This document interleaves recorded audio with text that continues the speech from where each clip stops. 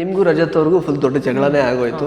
So ಅದೇನಂದ್ರೆ ಈಗ ಶೋಗೋಸ್ಕರ ಅಷ್ಟೇ ಸುಮ್ಮನೆ ಜಗಳ ಆಡ್ಕೊಂಡಿದ್ದು. ಬಸ್ ಮನೆ ಒಳಗಡೆ ಇದ್ರು ಕೂಡ ಅಲ್ಲಿ ಯಾವುದು ಶೋಗೋಸ್ಕರ ಜಗಳನೂ ಆಗಲ್ಲ, ಶೋಗೋಸ್ಕರ ಸ್ನೇಹನೂ ಆಗಲ್ಲ. ಅಶ್ವಿನಿ ಅವ್ರ ಮೇಲೆ ರಜತ್ ಅವ್ರಂದ್ರೆ ಹೊರಗಡೆ ಈಗ ಆಟ ನೋಡ್ಕೊಂಡು ಬಂದು ಅವ್ರು ವಿಲನ್ ತರ ಕಾಣಿಸ್ಕೊಳ್ತಿದ್ದರಿಂದ ಫಸ್ಟ್ ಇಂದನೇ ಟಾರ್ಗೆಟ್ ಮಾಡಕ್ ಶುರು ಮಾಡಿದ್ರು ಅನ್ನೋ ತರದೊಂದು ಹೊರಗಡೆ ಟಾಕ್ ಇದೆ. ಯಾಕೆ ಅಷ್ಟೊಂದು ಅಂದ್ರೆ ಅವ್ರನ್ನ ವಿಲನ್ ತರನೇ ನೋಡ್ತಾ ಇದ್ರು ರಜತ್ ಅವರು. ಒಂದು ಹಂತದಲ್ಲಿ ಕಾವ್ಯ ಅವ್ರ ಜೊತೆ ಏನೋ ಜಗಳ ಆಡಕ್ ಹೋದಾಗ ರಜತ್ ಅವ್ರು ತಡೆಯಕ್ ಬಂದಾಗ ರಜತ್ಗೂ ಏನೋ ಅವ್ರ ಮಾತು ಹೇಳಿದ್ರಂತೆ, ಫೌಲ್ ಲ್ಯಾಂಗ್ವೇಜ್ ಸಮಥಿಂಗ್. ಅದನ್ನ ಪ್ರಸಾರ ಲೈಕ್ ಅಂದ್ರೆ ಇದ್ರ ಬಗ್ಗೆ ಮಾತಾಡ್ಲೇಬೇಕು ಕಿಚ್ಚ ಸುದೀಪ್ ಸರ್, ಇದು ಪ್ರಸಾರ ಮಾಡ್ಲೇಬೇಕು ಅಂತಲ್ಲ ಅವ್ರು ಕೂತ್ಕೊಂಡ್ರಂತೆ. ಅಂತದೇನು ಹೇಳಿದ್ರು ಅಶ್ವಿನಿ ಅವರು? ಆಕ್ಚುಲಿ ಈ ಸಿಚುವೇಶನ್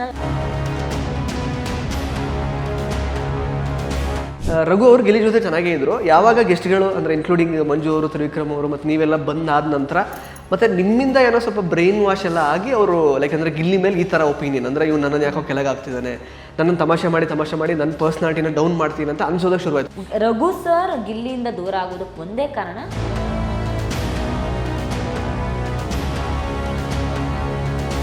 ಈ ಒಂದು ಶೋನ ಅಂದ್ರೆ ಒನ್ ಮ್ಯಾನ್ ಶೋ ತರ ರೂಲ್ ಮಾಡ್ತಾ ಇರುವಂತಹ ಗಿಲ್ಲಿ ಬಗ್ಗೆ ಅಂದ್ರೆ ಕೇಳಲೇಬೇಕು.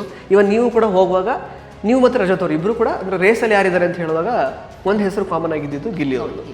ಸೊ ಅವ್ರು 4 ಕೊಟ್ಟರು, ನೀವು ಇಬ್ಬರನ್ನು ಹೇಳಿದ್ರಿ. ಗಿಲ್ಲಿ ಆಟ ಅಂತ ಬರೋದು ಅಂದ್ರೆ ಎಲ್ಲೋ ಒಂದ್ ಕಡೆ ಮನೆ ಇಡೀ ಯಾಕಂದ್ರೆ ಈಗ ಎಲ್ಲರೂ ಸುತ್ತನೂ ಅವ್ರು ಇದ್ದಾರೆ. ಸೊ ನಿಮ್ಮ ಕಣ್ಣಿನಲ್ಲಿ ನೋಡಿದ ಗಿಲ್ಲಿ ಯಾವ ರೀತಿ ನಿಮ್ಮ ಪ್ರಕಾರ? ಗಿಲ್ಲಿ ತುಂಬಾ ಒಳ್ಳೆ ಎಂಟರ್ಟೈನರ್, ಆ ವಿಷಯದಲ್ಲಿ ಮಾತಿಲ್ಲ. ಆಕ್ಚುಲಿ ಕಾಮಿಡಿಯಿಂದ ಆಚೆಗೆ ನಿಂತ್ರೆ ಮೋಸ್ಟ್ಲಿ ಒಳ್ಳೆ ಹ್ಯೂಮನ್ ಬೀಯಿಂಗ್ ಅನ್ಸುತ್ತೆ. ನಾನು ಅವನು ಕುತ್ಕೊಂಡು ಮಾತಾಡ್ತಾ ಇರುವಾಗ ಅವ್ನು ಹೇಳ್ತಿದ್ದ, ನಾನು ಈ ಸೀಸನ್ಗೆ ಬಂದು ಭಾಳ ಒಳ್ಳೆ ಕೆಲಸ ಮಾಡಬೇಕಂತ. ಯಾಕೋ ಅಂತ ಕೇಳಿದ್ದೆ ಅಂತ. ಇಲ್ಲ ಅಕ್ಕ, ಈ ಸೀಸನ್ನೇ ಪರ್ಫೆಕ್ಟು ಅಂತ ನಂಗೆ ಅನ್ನಿಸ್ತಾ ಇದೆ, ಬೇರೆ ಸೀಸನ್ಗೆ ಬಂದಿದ್ರೆ ನಂಗೆ ಇಷ್ಟು ಈಸಿ ಆಗ್ತಿರ್ಲಿಲ್ಲ ಅಂತ ಗಿಲ್ಲಿನ ಸ್ವಯಂ ಹೇಳಿದ್ದೆ. ಮತ್ತೆ ನೀವು ಅಂದ್ರೆ ಅಶ್ವಿನಿ ಮೇಡಮ್ ಅವ್ರ ಜೊತೆಗೆ ನಿಮ್ದೊಂದು ಜಗಳ ಆಗುತ್ತೆ. ಅದಾದ್ಮೇಲೆ ನೀವು ಅಂದ್ರೆ ಅವ್ರ ಹತ್ರ ಸಾರಿ ಕೇಳ್ತೀರಾ, ದೇವ್ರ ಹತ್ರ ಹೋಗ್ತೀರಾ, ಮತ್ತೆ ಸ್ವಲ್ಪ ನೀವು ಅಳ್ತಾ ಇರ್ತೀರಾ, ಆ ಥರದ್ದೆಲ್ಲ. ಅದನ್ನ ರಾಶಿಕಾ ಅವರು ಮತ್ತೆ ಸೂರಜ್ ಮತ್ತೆ ಅಶ್ವಿನಿ ಅವರು ಅಂದ್ರೆ ತುಂಬಾ ಡೌ ಮಾಡ್ತಾರೆ ಅವರು. ಸುಮ್ಮನೆ ನಾಟಕ ಎಷ್ಟು ಡೌ ಅಂದ್ರೆ ನಾವು ನೋಡಿದಾಗ ಮಾತ್ರ ಅಳೋದು, ಅದು ಮತ್ತೆ ಇಲ್ಲಿ ನೋಡದೇ ಇದ್ದಾಗ ಸುಮ್ಮನೆ ಬಿಡೋದು, ಆ ಥರ ಎಲ್ಲ ಅವರು ಮಾತಾಡ್ಕೊಳ್ತಾರೆ. ಆಕ್ಚುಲಿ 3 ಜನ ಕುತ್ಕೊಂಡು ಬೆಡ್ಡಲ್ಲಿ. ಏನ್ ಅನ್ಸುತ್ತೆ? ಆ ಮನೆಯಲ್ಲಿ ಯಾರನ್ನೂ ನಂಬಕ್ಕಾಗಲ್ಲ, ನೊಂದವರ ನೋವು ನೊಂದವರಷ್ಟೇ ಬಲ್ಲರು ಅಂತ. ಸೊ ನಮ್ಮ ಪರ್ಸನಲ್ ನೋವುಗಳು ಏನಿರುತ್ತೆ ಅನ್ನೋದು ನಮಗ್ ಮಾತ್ರ ಗೊತ್ತಿರುತ್ತೆ, ನಿಮ್ಗೆ ಹೆಂಗ್ ಗೊತ್ತಿರುತ್ತೆ? ಒಬ್ಬ ಮನುಷ್ಯನಿಗೆ ಸುಮ್ಮನೆ ಕಂಡಿರ್ ಬರಲ್ಲ. ನಾನಂತೂ ಆಕ್ಟ್ರೆಸ್ ಅಲ್ಲ, ನನಗೆ ಕ್ಯಾಮ್ರಾ ಮುಂದೆ ಬಂದು ನಾನು ಆಕ್ಟಿಂಗ್ ಮಾಡಿ ಅಭ್ಯಾಸನೂ ಇಲ್ಲ.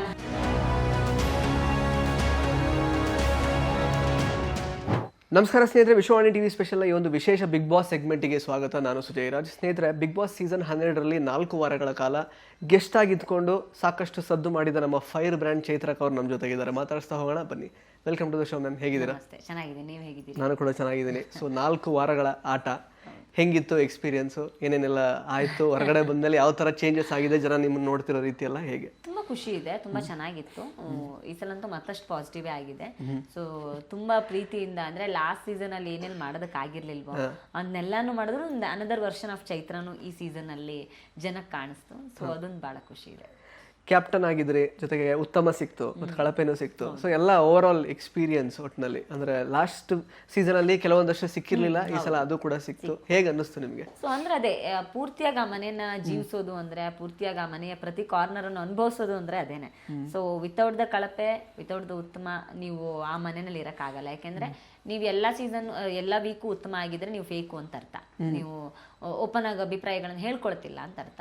ಸೊ ಎಲ್ಲ ವೀಕು ಕಳಪೆನೂ ಆಗಿರಕ್ಕಾಗೋದಿಲ್ಲ. ಸೊ ಅದೆಲ್ಲದ್ರಿಂದ ಆಚೆಗೆ ಬಂದಿರೋ ಆರೋಪಗಳನ್ನ ಸಾಬೀತು ಮಾಡಿಕೊಂಡು, ಸುಳ್ಳು ಅಂತ ಮಾಡಿಕೊಂಡು ಅದರಿಂದ ಆಚೆಗೆ ನಮ್ಮ ಎಬಿಲಿಟಿಗಳನ್ನು ತೋರಿಸ್ಕೊಳ್ಳೋದು, ಅದು ಆ ಮನೆಯ ಆ ಶೋನ ಬ್ಯೂಟಿ. ಸೊ ಅದನ್ನ ಪೂರ್ತಿಯಾಗಿ ಅನುಭವಿಸಿದೀನಿ ಅನ್ನೋ ತೃಪ್ತಿ ಇದೆ. ಬಹಳ ಶಾರ್ಟ್ ಟೈಮಲ್ಲಿ ಅದನ್ನ ಅನುಭವಿಸಿದೆ ಅಂತ. ಈಗ 4th ವೀಕ್ ಎಂಡಲ್ಲಿ ಆಲ್ಮೋಸ್ಟ್ ಲೈಕ್ ಅಂದ್ರೆ ನಿಮ್ಗೂ ರಜತ್ ಅವ್ರಿಗೂ ಫುಲ್ ದೊಡ್ಡ ಜಗಳನೇ ಆಗೋಯ್ತು. ಸೊ ಅದೇನಂದ್ರೆ ಈಗ ಶೋಗೋಸ್ಕರ ಅಷ್ಟೇ ಸುಮ್ಮನೆ ಜಗಳ ಆಡ್ಕೊಂಡಿದ್ದೆ, ಹೊರಗಡೆ ಬಂದ್ಮೇಲೆ ಸರಿಯಾಗಿದೆ ಹೇಗೆ? ಇಲ್ಲ ಅಂದ್ರೆ ಅದು ನಿಜವಾಗ್ಲೂ ಹೇಳ್ತೀನಿ, ಬಿಗ್ ಬಾಸ್ ಮನೆ ಒಳಗಡೆ ಇದ್ರು ಕೂಡ ಅಲ್ಲಿ ಯಾವ್ದು ಶೋಗೋಸ್ಕರ ಜಗಳನೂ ಆಗಲ್ಲ, ಶೋಗೋಸ್ಕರ ಸ್ನೇಹನೂ ಆಗಲ್ಲ. ಅದು ಸಾಧ್ಯನೂ ಇಲ್ಲ. ಯಾವ್ದೋ ಒಂದು ಹೀಟ್ ಆಫ್ ದ ಮೂಮೆಂಟ್ ನಲ್ಲಿ ಏನೋ ಒಂದು ಮಾತು ಬಂದಿರುತ್ತೆ, ಸೊ ಅದು ಪರ್ಸನಲಿ ಹರ್ಟ್ ಆಗಿರುತ್ತೆ. ಸೊ ಹಾಗಾಗಿ ಅದು ಕ್ಯಾರಿ ಫಾರ್ವರ್ಡ್ ಆಗಿರುತ್ತೆ ಅಷ್ಟೇ. ಸೊ ಅದು ಒಂದ್ ಗಲಾಟೆನಲ್ಲಿ ಅವ್ರೇನೋ ನನ್ನ ಫ್ಯಾಮಿಲಿ ಬಗ್ಗೆ ಮಾತಾಡ್ತಾರೆ, ಸಹಜವಾಗಿ ಬೇಜಾರಾಗುತ್ತೆ. ಹಾಗಾಗಿ ನಾನು ಅಳ್ತೀನಿ. ಅದು ಅಳ್ತಿರೋದು ಆ ಜಗಳಗಳೆಲ್ಲ ಆ ರೀಸನ್ಗೆ ಆಗೋದು ಸಹಜ ಅಲ್ವಾ. ಈಗ ಒಂದ್ ಮದುವೆಗೆ ಹೋಗಿರೋ ಮಗಳಿಗೆ ತವ್ರ ಮನೆ ಅಂದ್ರೆ ಒಂದ್ ಬೇರೆನೆ ಸೆಂಟಿಮೆಂಟ್ ಇರುತ್ತೆ. ಸೊ ಬೇರೆ ಯಾರೋ ಬಂದು ತವ್ರ ಮನೆ ಬಗ್ಗೆ ಕಮೆಂಟ್ ಮಾಡಿದಾಗ ಸಹಜವಾಗಿ ನೋವು ಆಗೇ ಆಗುತ್ತೆ. ಸೊ ಅದೆಲ್ಲ ಒಂದ್ ಕಡೆ ಜಾಸ್ತಿ ಆಯ್ತು. ಹಾಗಾಗಿ ಅಷ್ಟೆಲ್ಲ ಆಯ್ತು. ಅಲ್ಲ ಬಿಕಾಸ್ ಅಂದ್ರೆ ಸ್ಟೇಜ್ ಮೇಲೆ ಹೊರಗಡೆ ಬಂದ್ಮೇಲೆ ಅಂದ್ರೆ ಆ ತರ ಏನು ಫ್ರಿಕ್ಷನ್ ಏನು ಅಂದ್ರೆ ತೋರಿಸ್ಕೊಳ್ಳಿಲ್ಲ ನೀವು ಅಂದ್ರೆ? ಟೈಮ್ ಇಲ್ಲ, ನಿನ್ನೆ ಬಂದಿದ್ದೀನಿ, ಇವತ್ತು ಬೆಳಗ್ಗೆಯಿಂದ ನೀವು ಇಂಟರ್ವ್ಯೂ ಹಾಕೊಂಡು ಜಡಿತಾ ಇದ್ದೀರಾ ಎಲ್ಲ ಕೂತ್ಕೊಂಡು, ಒಂದ್ ನಿಮಿಷ ಟೈಮ್ ಇಲ್ಲ. ಇನ್ನೆಲ್ಲಿ ಯಾವ್ದಕ್ಕಾದ್ರೂ ಕ್ಲಾಸ್ ತಗೊಂಡಿಲ್ಲ ರಜತ್ ಅವ್ರನ್ನ ಹೊರಗಡೆ ಬಂದಲ್ಲ ಒಂದ್ಸಲ. ಸೊ ಅದ್ರ ಬಗ್ಗೆ ಇನ್ನೂ ಯೋಚನೆ ಮಾಡಿಲ್ಲ, ಟೈಮ್ ಬೇರೆ ಇಲ್ಲ. ಈಗ ನೀವು ಈಗ ಇಂಟರ್ವ್ಯೂ ಮುಗಿಸ್ಕೊಡ್ಸಿದ್ರೆ ಇಮಿಡಿಯೇಟ್ ಊರ್ಗೆ ಹೊಡ್ತೀನಿ ಅಷ್ಟೇ. ಓಕೆ. ಸೊ ಇನ್ನು ಮನೆಯೊಳಗಡೆ ಈಗ ಫಸ್ಟ್ ಲೈಕ್ ಅಂದ್ರೆ ಗೆಸ್ಟ್ ಆಗಿ ಹೋದಾಗ ಅಂದ್ರೆ ಏನು ರೆಸಾರ್ಟ್ ಟಾಸ್ಕ್ ಇರುತ್ತೆ, ಅವಾಗಂತೂ ಸಿಕ್ಕಾಬಟ್ಟೆ ನೆಗೆಟಿವ್ ಆಗಿದ್ದು ನಮ್ಮ ರಜತ್ ಅವ್ರಿಗೆ ಮತ್ತೆ ಮಂಜು ಅವ್ರಿಗೆ ತುಂಬಾ ನೆಗೆಟಿವ್ ಆಗಿತ್ತು. ಅಂದ್ರೆ ತುಂಬಾ ಅತಿರೇಕವಾಗಿ ವರ್ತಿಸ್ತಾ ಇದ್ದಾರೆ ಆ ಥರದ್ದೆಲ್ಲ. ಪ್ಲಸ್ ಅಂದ್ರೆ ಗಿಲ್ಲಿ ಅವ್ರನ್ನ ಅಂದ್ರೆ ಆ ಥರದ ನಡ್ಸ್ಕೊಂಡಿದ್ದೆಲ್ಲ ತುಂಬಾ ಇದಾಯ್ತು. ಗಿಲ್ಲಿ ಅವರು ಸ್ವಲ್ಪ ಕಾಲು ಹೇಳಿದ್ರು, ಅದಕ್ಕೆ ಇವ್ರು ರಿಯಾಕ್ಟ್ ಮಾಡಿದ ರೀತಿಗೂ ಸಿಕ್ಕಾಬಟ್ಟೆ ಇದಾಯ್ತು. ಮತ್ತೆ ಅವರಿಬ್ರದ್ದು ಕಮೆಂಟ್ ಬಾಕ್ಸ್ ಎಲ್ಲ ಮ್ಯೂಟ್ ಮಾಡ್ಕೊಳ್ಳೋ ಥರ ಆಯ್ತು ಇನ್ಸ್ಟಾಗ್ರಾಮಲ್ಲಿ. ಆ ಲೆವೆಲ್ಗೆ ಲೈಕ್ ಹೇಟ್ರೆಡ್ನೆಸ್ ಹಂಗೆಲ್ಲ ಆಯ್ತು. ಸೊ ನಿಮಗೆ ಆಕ್ಚುಲಿ ನೋಡುವಾಗ ಈಗ ಇವ್ರು ಯಾಕೋ ಸ್ವಲ್ಪ ಅತಿರೇಕ ಮಾಡ್ತಿದ್ದಾರೆ ಅಂತ ಅನ್ಸಿತ್ತಾ ನಿಮಗೆ ಅವ್ರದ್ದು, ಎಸ್ಪೆಷಲಿ ಮಂಜು ಮತ್ತೆ ರಜತ್ ಅವ್ರು ನಡ್ಕೊಳ್ತಿದ್ದ ರೀತಿ? ಒಂದ್ ಥಿಂಗ್ ಏನಂದ್ರೆ ಎಲ್ಲರೂ ಕ್ಯಾರೆಕ್ಟರ್ ಇದ್ವಿ, ಬೇಸಿಕಲಿ ಕ್ಯಾರೆಕ್ಟರ್ ಇದ್ವಿ. ಅಂಡ್ ಇದು BB ಪ್ಯಾಲೇಸ್ ಅನ್ನೋ ಏನಿತ್ತು ಕಾನ್ಸೆಪ್ಟ್, ಇದು ನಮ್ದು BB ರೆಸಾರ್ಟ್ ಅನ್ನೋ ಕಾನ್ಸೆಪ್ಟ್ ಇದೆ. ಅದೊಂದು ಸಕ್ಸಸ್ಫುಲ್ ಕಾನ್ಸೆಪ್ಟ್ ಆಗಿದ್ರಿಂದ ಅದು ಇಲ್ಲಿಗೂ ಕಂಟಿನ್ಯೂ ಆಗಿತ್ತು. ಸೊ ನಮಗೆ ನಾವು ಕ್ಯಾರೆಕ್ಟರ್ ಇರ್ಬೇಕು ಅನ್ನೋದು ಅಷ್ಟೇ ಇತ್ತು ಒಂದ್ ಥಿಂಗ್. ಅಂಡ್ ಅಲ್ಲಿ ಈಗ ನಮ್ಗೆ ಪರಿಚಯದವ್ರು ಬಂದಾಗ್ಲೂ ಕೂಡ, ನಾನು ಈಗ ಸ್ಪಂದನ ನಾನು ಮುಂಚೆನೆ ಪರಿಚಯ, ಸ್ಟಿಲ್ ನಾವು ಅವ್ರು ಬಂದ್ ಮಾತ್ರ ಮಾತಾಡಿದಾಗ್ಲೂ ಕ್ಯಾಶುವಲ್ ಆಗಿ ಮಾತಾಡೋಕ್ಕೂ ಆಗ್ತಿರ್ಲಿಲ್ಲ ಬಿಕಾಸ್ ಆಫ್ ದ ಕ್ಯಾರೆಕ್ಟರ್. ಈಗ ಅವ್ಳು ಬಂದು ಹೇಗಾಯ್ತು ಮದುವೆ ಅಂತ ಕೇಳಿದ್ರು ಕೂಡ ನಾನು ರಿಯಾಕ್ಟ್ ಮಾಡಿರ್ಲಿಲ್ಲ, ಬಿಕಾಸ್ ಆ ಕಡೆ ಹೋಗ್ತಿದ್ದೇವೆ. ಯಾಕಂದ್ರೆ ಆ ಜನರಲ್ ಕಂಟೆಸ್ಟೆಂಟ್ಸ್ ಗಳ ನಡುವೆ ಒಂದು ಏನು ಕ್ಯಾಶುವಲ್ ಟಾಕ್ ಇರುತ್ತಲ್ಲ, ಅದನ್ನ ಮಾಡೋಕೆ ಆಪ್ಷನ್ ನಮ್ಗಲ್ಲಿ ಇರ್ಲಿಲ್ಲ because of the characters. So ನಮಗೊಂದೇ ಕ್ಲಿಯರ್ ಇದ್ದಿದ್ದು, this is season 11 versus season 12 ಅನ್ನೋದು. BB ಪ್ಯಾಲೇಸ್ ಅನ್ನೋ ಕಾನ್ಸೆಪ್ಟ್ ಸೀಸನ್ 11 ವರ್ಸಸ್ ಸೀಸನ್ 12 ಅನ್ನೋ ತರ ಆಗ್ಬೇಕು ಅನ್ನೋದೇ ಇದ್ದಿದ್ದು. ಅಂಡ್ ಹೋಗ್ತಾ ಹೋಗ್ತಾ ಗಿಲ್ಲಿ ಒಂಚೂರು ಸ್ವಲ್ಪ ಜಾಸ್ತಿ ಕಿರಿಕಿರಿ ಮಾಡ್ಬಿಟ್ರು. ಅಂದ್ರೆ ಈಗ ನಮ್ಗೆ ಆಲ್ರೆಡಿ ಆ ಕಾನ್ಸೆಪ್ಟ್ ನ ಸಕ್ಸಸ್ಫುಲ್ ಆಗಿ ಮಾಡಿದ ಕಾರಣಕ್ಕೆ ನಮ್ಗೊಂದಷ್ಟು ಎಕ್ಸ್ಪೆಕ್ಟೇಷನ್ ಇರುತ್ತೆ. ಸೊ ಈಗ ನಾವು ನಮ್ ಸೀಸನ್ ನೀವು ನೋಡಿರ್ತಾರೆ BB ರೆಸಾರ್ಟ್ ಎಷ್ಟು ಲೆವೆಲ್ ಟಾರ್ಚರ್ ಕೊಟ್ಟಿದ್ರು. ಒಂದ್ ಲೆವೆಲ್ಗೆ ಸುದೀಪ್ ಸರ್ ಹೇಳ್ತಾರೆ ಲೋಕಲ್ ಬಾರಲ್ಲಿ ಕಿತ್ತಾಡೋ ತರ ಅಂತ. ಸೊ ಆ ತರ ನಾವಿಲ್ಲಿ ನಡ್ಕೊಂಡಿಲ್ಲ, ಅದ್ರ 50% ನಾವು ನಡ್ಕೊಂಡಿಲ್ಲ. ಸೊ ಹಂಗಿದ್ದಾಗ ನೀವು ಇನ್ ರಿಟರ್ನ್ ನೀವು ಅದೇ ಇದ್ರಲ್ಲಿ ಕೊಡ್ಬೇಕಾಗಿತ್ತು. ಬಿಕಾಸ್ ಆ ವೀಕಲ್ಲಿ ನಮ್ಮ ಸೀಸನ್ ಅಲ್ಲಿ ಹನುಮಂತಗ್ ನಾವು ಕಳಪೆ ಕೊಡ್ತೀವಿ, ಒಂಚೂರು ಕ್ಲೀನ್ಲಿನೆಸ್ ಮೇಂಟೈನ್ ಮಾಡಿಲ್ಲ ಅನ್ನೋ ಕಾರಣಕ್ಕೆ.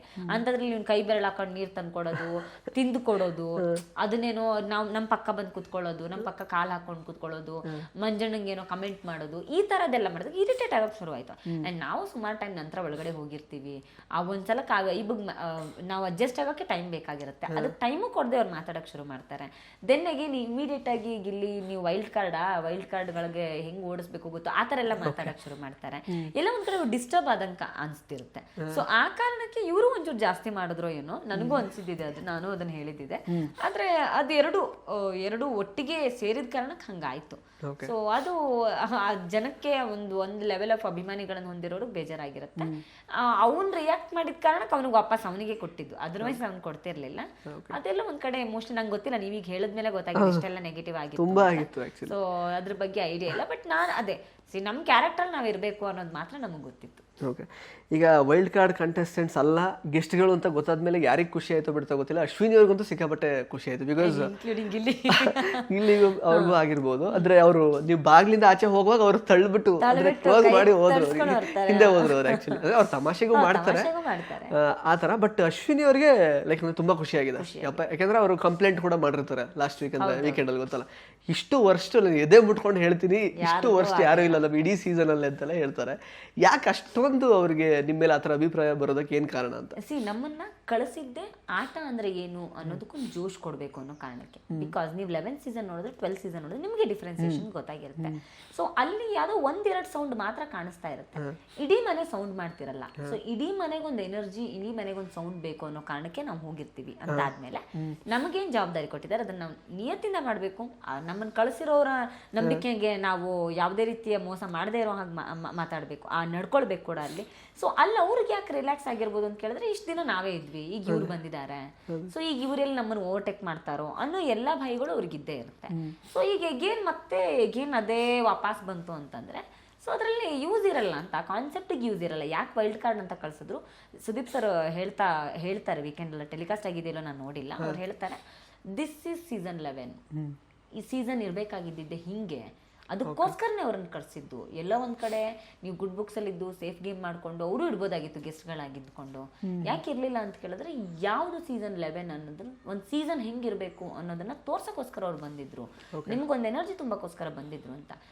ಅದಾದ ಪಾತ್ರವನ್ನ ನೀಟಾಗಿ ನಿಭಾಯಿಸಿದೀವಿ. ಸೊ ನೀವು ಈಗ ಏನ್ ಪುನಃ ನಾವು ವಾಪಸ್ ಬಂದ್ಮೇಲೆ ಮನೆ ಅದೇ ಮೋಡ್ಗೆ ಹೋಗುತ್ತೆ ಅಂತಂದ್ರೆ ನಿಮ್ದು ಅದೇ ಇಬ್ಬರ ಜಗಳ ಬಿಟ್ಟು ಬೇರೆ ಯಾರು ಕಾಣಿಸಲ್ಲ ಅನ್ನೋ ಥರನೇ ಆಗೋಗ್ಬಿಡುತ್ತಲ್ವಾ. ಅವರು ಖುಷಿಯಾಗಿರ್ಬೋದು, ಈ ಕಾಂಪಿಟೇಟರ್ಸ್ಗಳು ಕಡಿಮೆ ಆದ್ರು ಅನ್ನೋ ಕಾರಣಕ್ಕೆ. ಅದ್ ಬಿಟ್ಟು ಬೇರೆ ಏನಿದೆ ಹೇಳಿ, ಅವ್ರಿಗೆ ಬೇರೆ ಯಾರೋ ಕಾಂಪಿಟೇಟರ್ಸ್ಗಳು ಕಾಣಿಸ್ದೇ ಇರ್ಬೋದು. ಈಗ ನಮಗೂ ಕಾಂಪಿಟೇಷನ್ ಬಹಳ ಕಡಿಮೆ ಇದೆ ಅಂತಲೇ ಅನ್ಸುತ್ತೆ ನೋಡೋವಾಗ.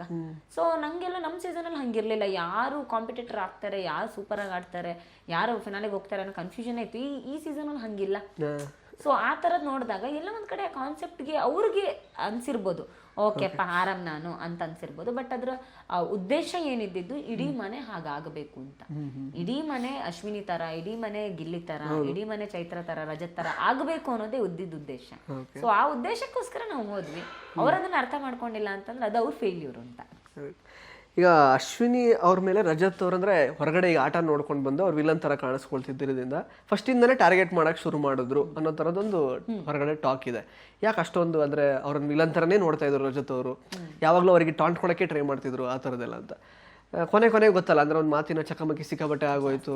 ಒಂದು ಹಂತದಲ್ಲಿ ಕಾವ್ಯ ಅವ್ರ ಜೊತೆಗೆ ಏನೋ ಜಗಳ ಆಡಕ್ ಹೋದಾಗ ರಜತ್ ತಡೆಯಕ್ ಬಂದಾಗ ರಜತ್ಗೂ ಏನೋ ಅವ್ರ ಮಾತು ಹೇಳಿದ್ರಂತೆ, ಫೌಲ್ ಲ್ಯಾಂಗ್ವೇಜ್ ಸಮಥಿಂಗ್. ಅದನ್ನ ಪ್ರಸಾರ ಯಾಕಂದ್ರೆ ಇದ್ರ ಬಗ್ಗೆ ಮಾತಾಡ್ಲೇಬೇಕು ಕಿಚ್ಚ ಸುದೀಪ್ ಸರ್, ಇದು ಪ್ರಸಾರ ಮಾಡ್ಲೇಬೇಕು ಅಂತಲ್ಲ ಅವ್ರು ಕೂತ್ಕೊಂಡ್ರಂತೆ. ಅಂತದೇನು ಹೇಳಿದ್ರು ಅಶ್ವಿನಿ ಅವರು? ಆಕ್ಚುಲಿ ಈ ಸಿಚುವೇಶನ್ ಅಲ್ಲಿ ನಾನು ಇರ್ಲಿಲ್ಲ, ಅಲ್ಲೇ ನನ್ನ ಸಮಸ್ಯೆ ಆಗಿದ್ದು. ವಾಟರ್ ಟ್ಯಾಂಕ್ ಟಾಸ್ಕ್ ನಡೀತಾ ಇತ್ತು, ನಾನು ಪ್ರೊಟೆಕ್ಟರ್ ಆಗಿದ್ದೆ, ಮೈ ಫುಲ್ ಒದ್ದೆ ಆಗೋಗಿತ್ತು, ನೀರೆಲ್ಲ ಚೆಲ್ಲೋಗಿ. ಸ್ವಲ್ಪ ಬಿಸಿನೀರ್ ಬರ್ತಾ ಇತ್ತು ಅನ್ನೋ ಕಾರಣ ನಾನು ಸ್ನಾನಕ್ಕೆ ಹೋಗಿದ್ದೀನಿ. ಈ ಸ್ನಾನಕ್ಕೆ ಹೋಗಿ ಮುಗಿಸ್ಕೊಂಡು ನಾನು ಬರೋಷ್ಟರಲ್ಲಿ ಈಗ ಗಲಾಟೆ ನಡೆದ್ಬಿಟ್ಟಿದೆ. ಬಿಕಾಸ್ ಅಲ್ಲಿ ಇರೋದೇ ಬಿಸಿನೀರ್ ಬರೋದು ಒಂದೇ ಬಾತ್ರೂಮ್ ಅಲ್ಲಿ. ಸೊ ಹಂಗಾಗಿ ಒಬ್ಬರಾದ್ಮೇಲೆ ಒಬ್ರು ಹೋಗ್ಬೇಕು. ಸೊ ನಾನು ಹೋದ್ಮೇಲೆ ಇನ್ನೊಂದಷ್ಟು ಜನ ನಿಂತಿದ್ರು. ಸೊ ನಿಂತಿದ್ದಾಗ ಗಲಾಟೆ ನಡೆದಿದೆ. ಆ ಗಲಾಟೆ ಯಾಕೆ ನಡೀತು ಅಂತ ನಂಗೆ ಗೊತ್ತಿಲ್ಲ. ಅದಕ್ಕಿಂತ ಮುಂಚೆ ನಂದು ರಜದ್ದು ಗಲಾಟೆ ಆಗಿದೆ, ಅವ್ರು ನನ್ನ ಫ್ಯಾಮಿಲಿ ಮೇಲೆ ಕಮೆಂಟ್ ಮಾಡಿದ್ದಾರೆ. ಸೊ ಈ ಇಶ್ಯೂನಲ್ಲೇ ನಾನು ಬೇಜಾರಲ್ಲಿದ್ದೆ.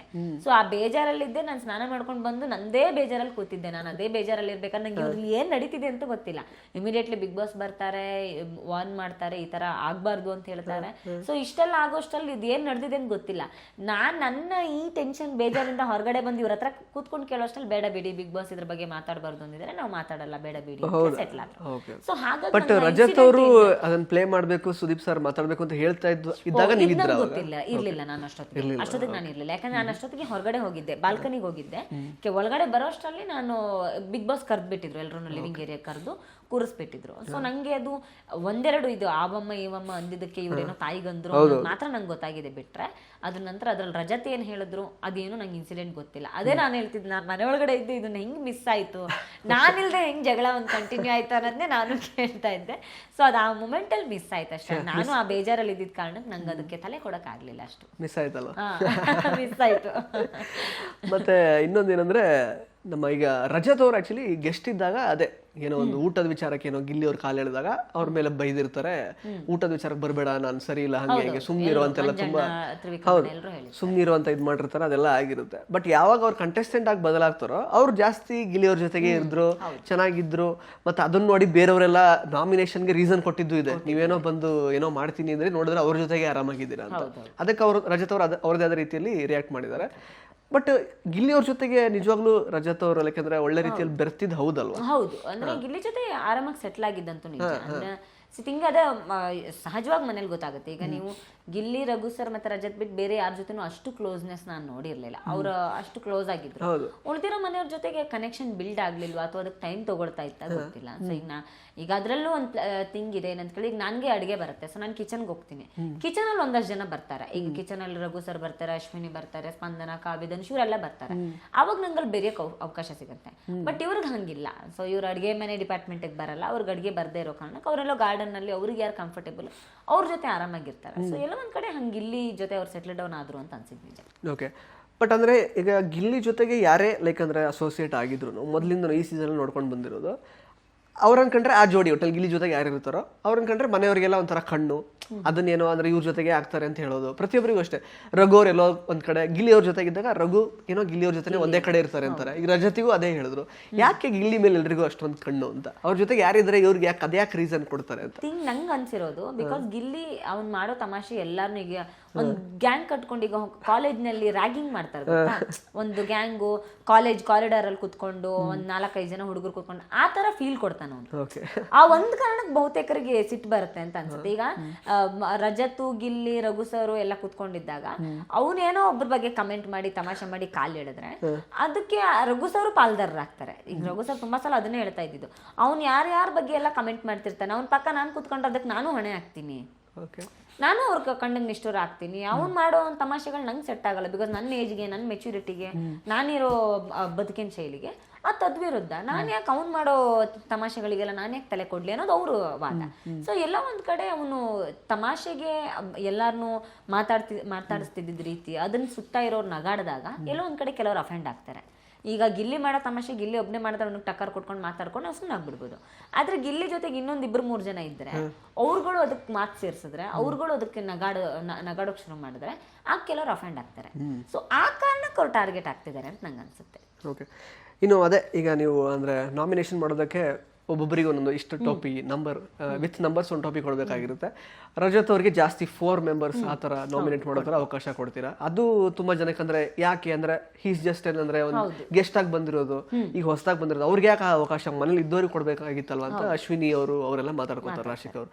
ಅದು ಎಷ್ಟು ನಿಮಗೆ ಫೇರ್ ಅಂತ ಅನ್ಸುತ್ತೆ ಅಂತ? ನಾನು ತುಂಬಾ ಕ್ಲಿಯರ್ ಆಗಿದ್ದೆ. ನನಗೆ ಈ ತರದ ಒಂದು ಟಾಸ್ಕ್ ಕೊಡ್ತಾರೆ ಕ್ಯಾಪ್ಟನ್ ಆದಾಗ ಅಂತ ಗೊತ್ತಿರಲಿಲ್ಲ. ಬಟ್ ನಾಮಿನೇಷನ್ ಡಿಸ್ಕಸ್ ಮಾಡ್ಬೋದು ಅಂತ ಹೇಳಿದಾಗಲೇ ನಾನು ಮನೆಯ ಎಲ್ಲರ ಹತ್ರ ಹೋಗಿ ಡಿಸ್ಕಸ್ ಮಾಡಿದ್ದೀನಿ, ಎಕ್ಸೆಪ್ಟ್ ಅಶ್ವಿನಿ. ಮತ್ತೆಲ್ಲರೂ ನನ್ನ ಹತ್ರ ಅವ್ರು ಯಾರ್ಯಾರಿಗೆ ನಾಮಿನೇಟ್ ಮಾಡಬೇಕು ಅಂತ ಯೋಚನೆ ಮಾಡಿದ್ದಾರೆ ಅನ್ನೋದನ್ನ ಹೇಳಿದ್ದಾರೆ.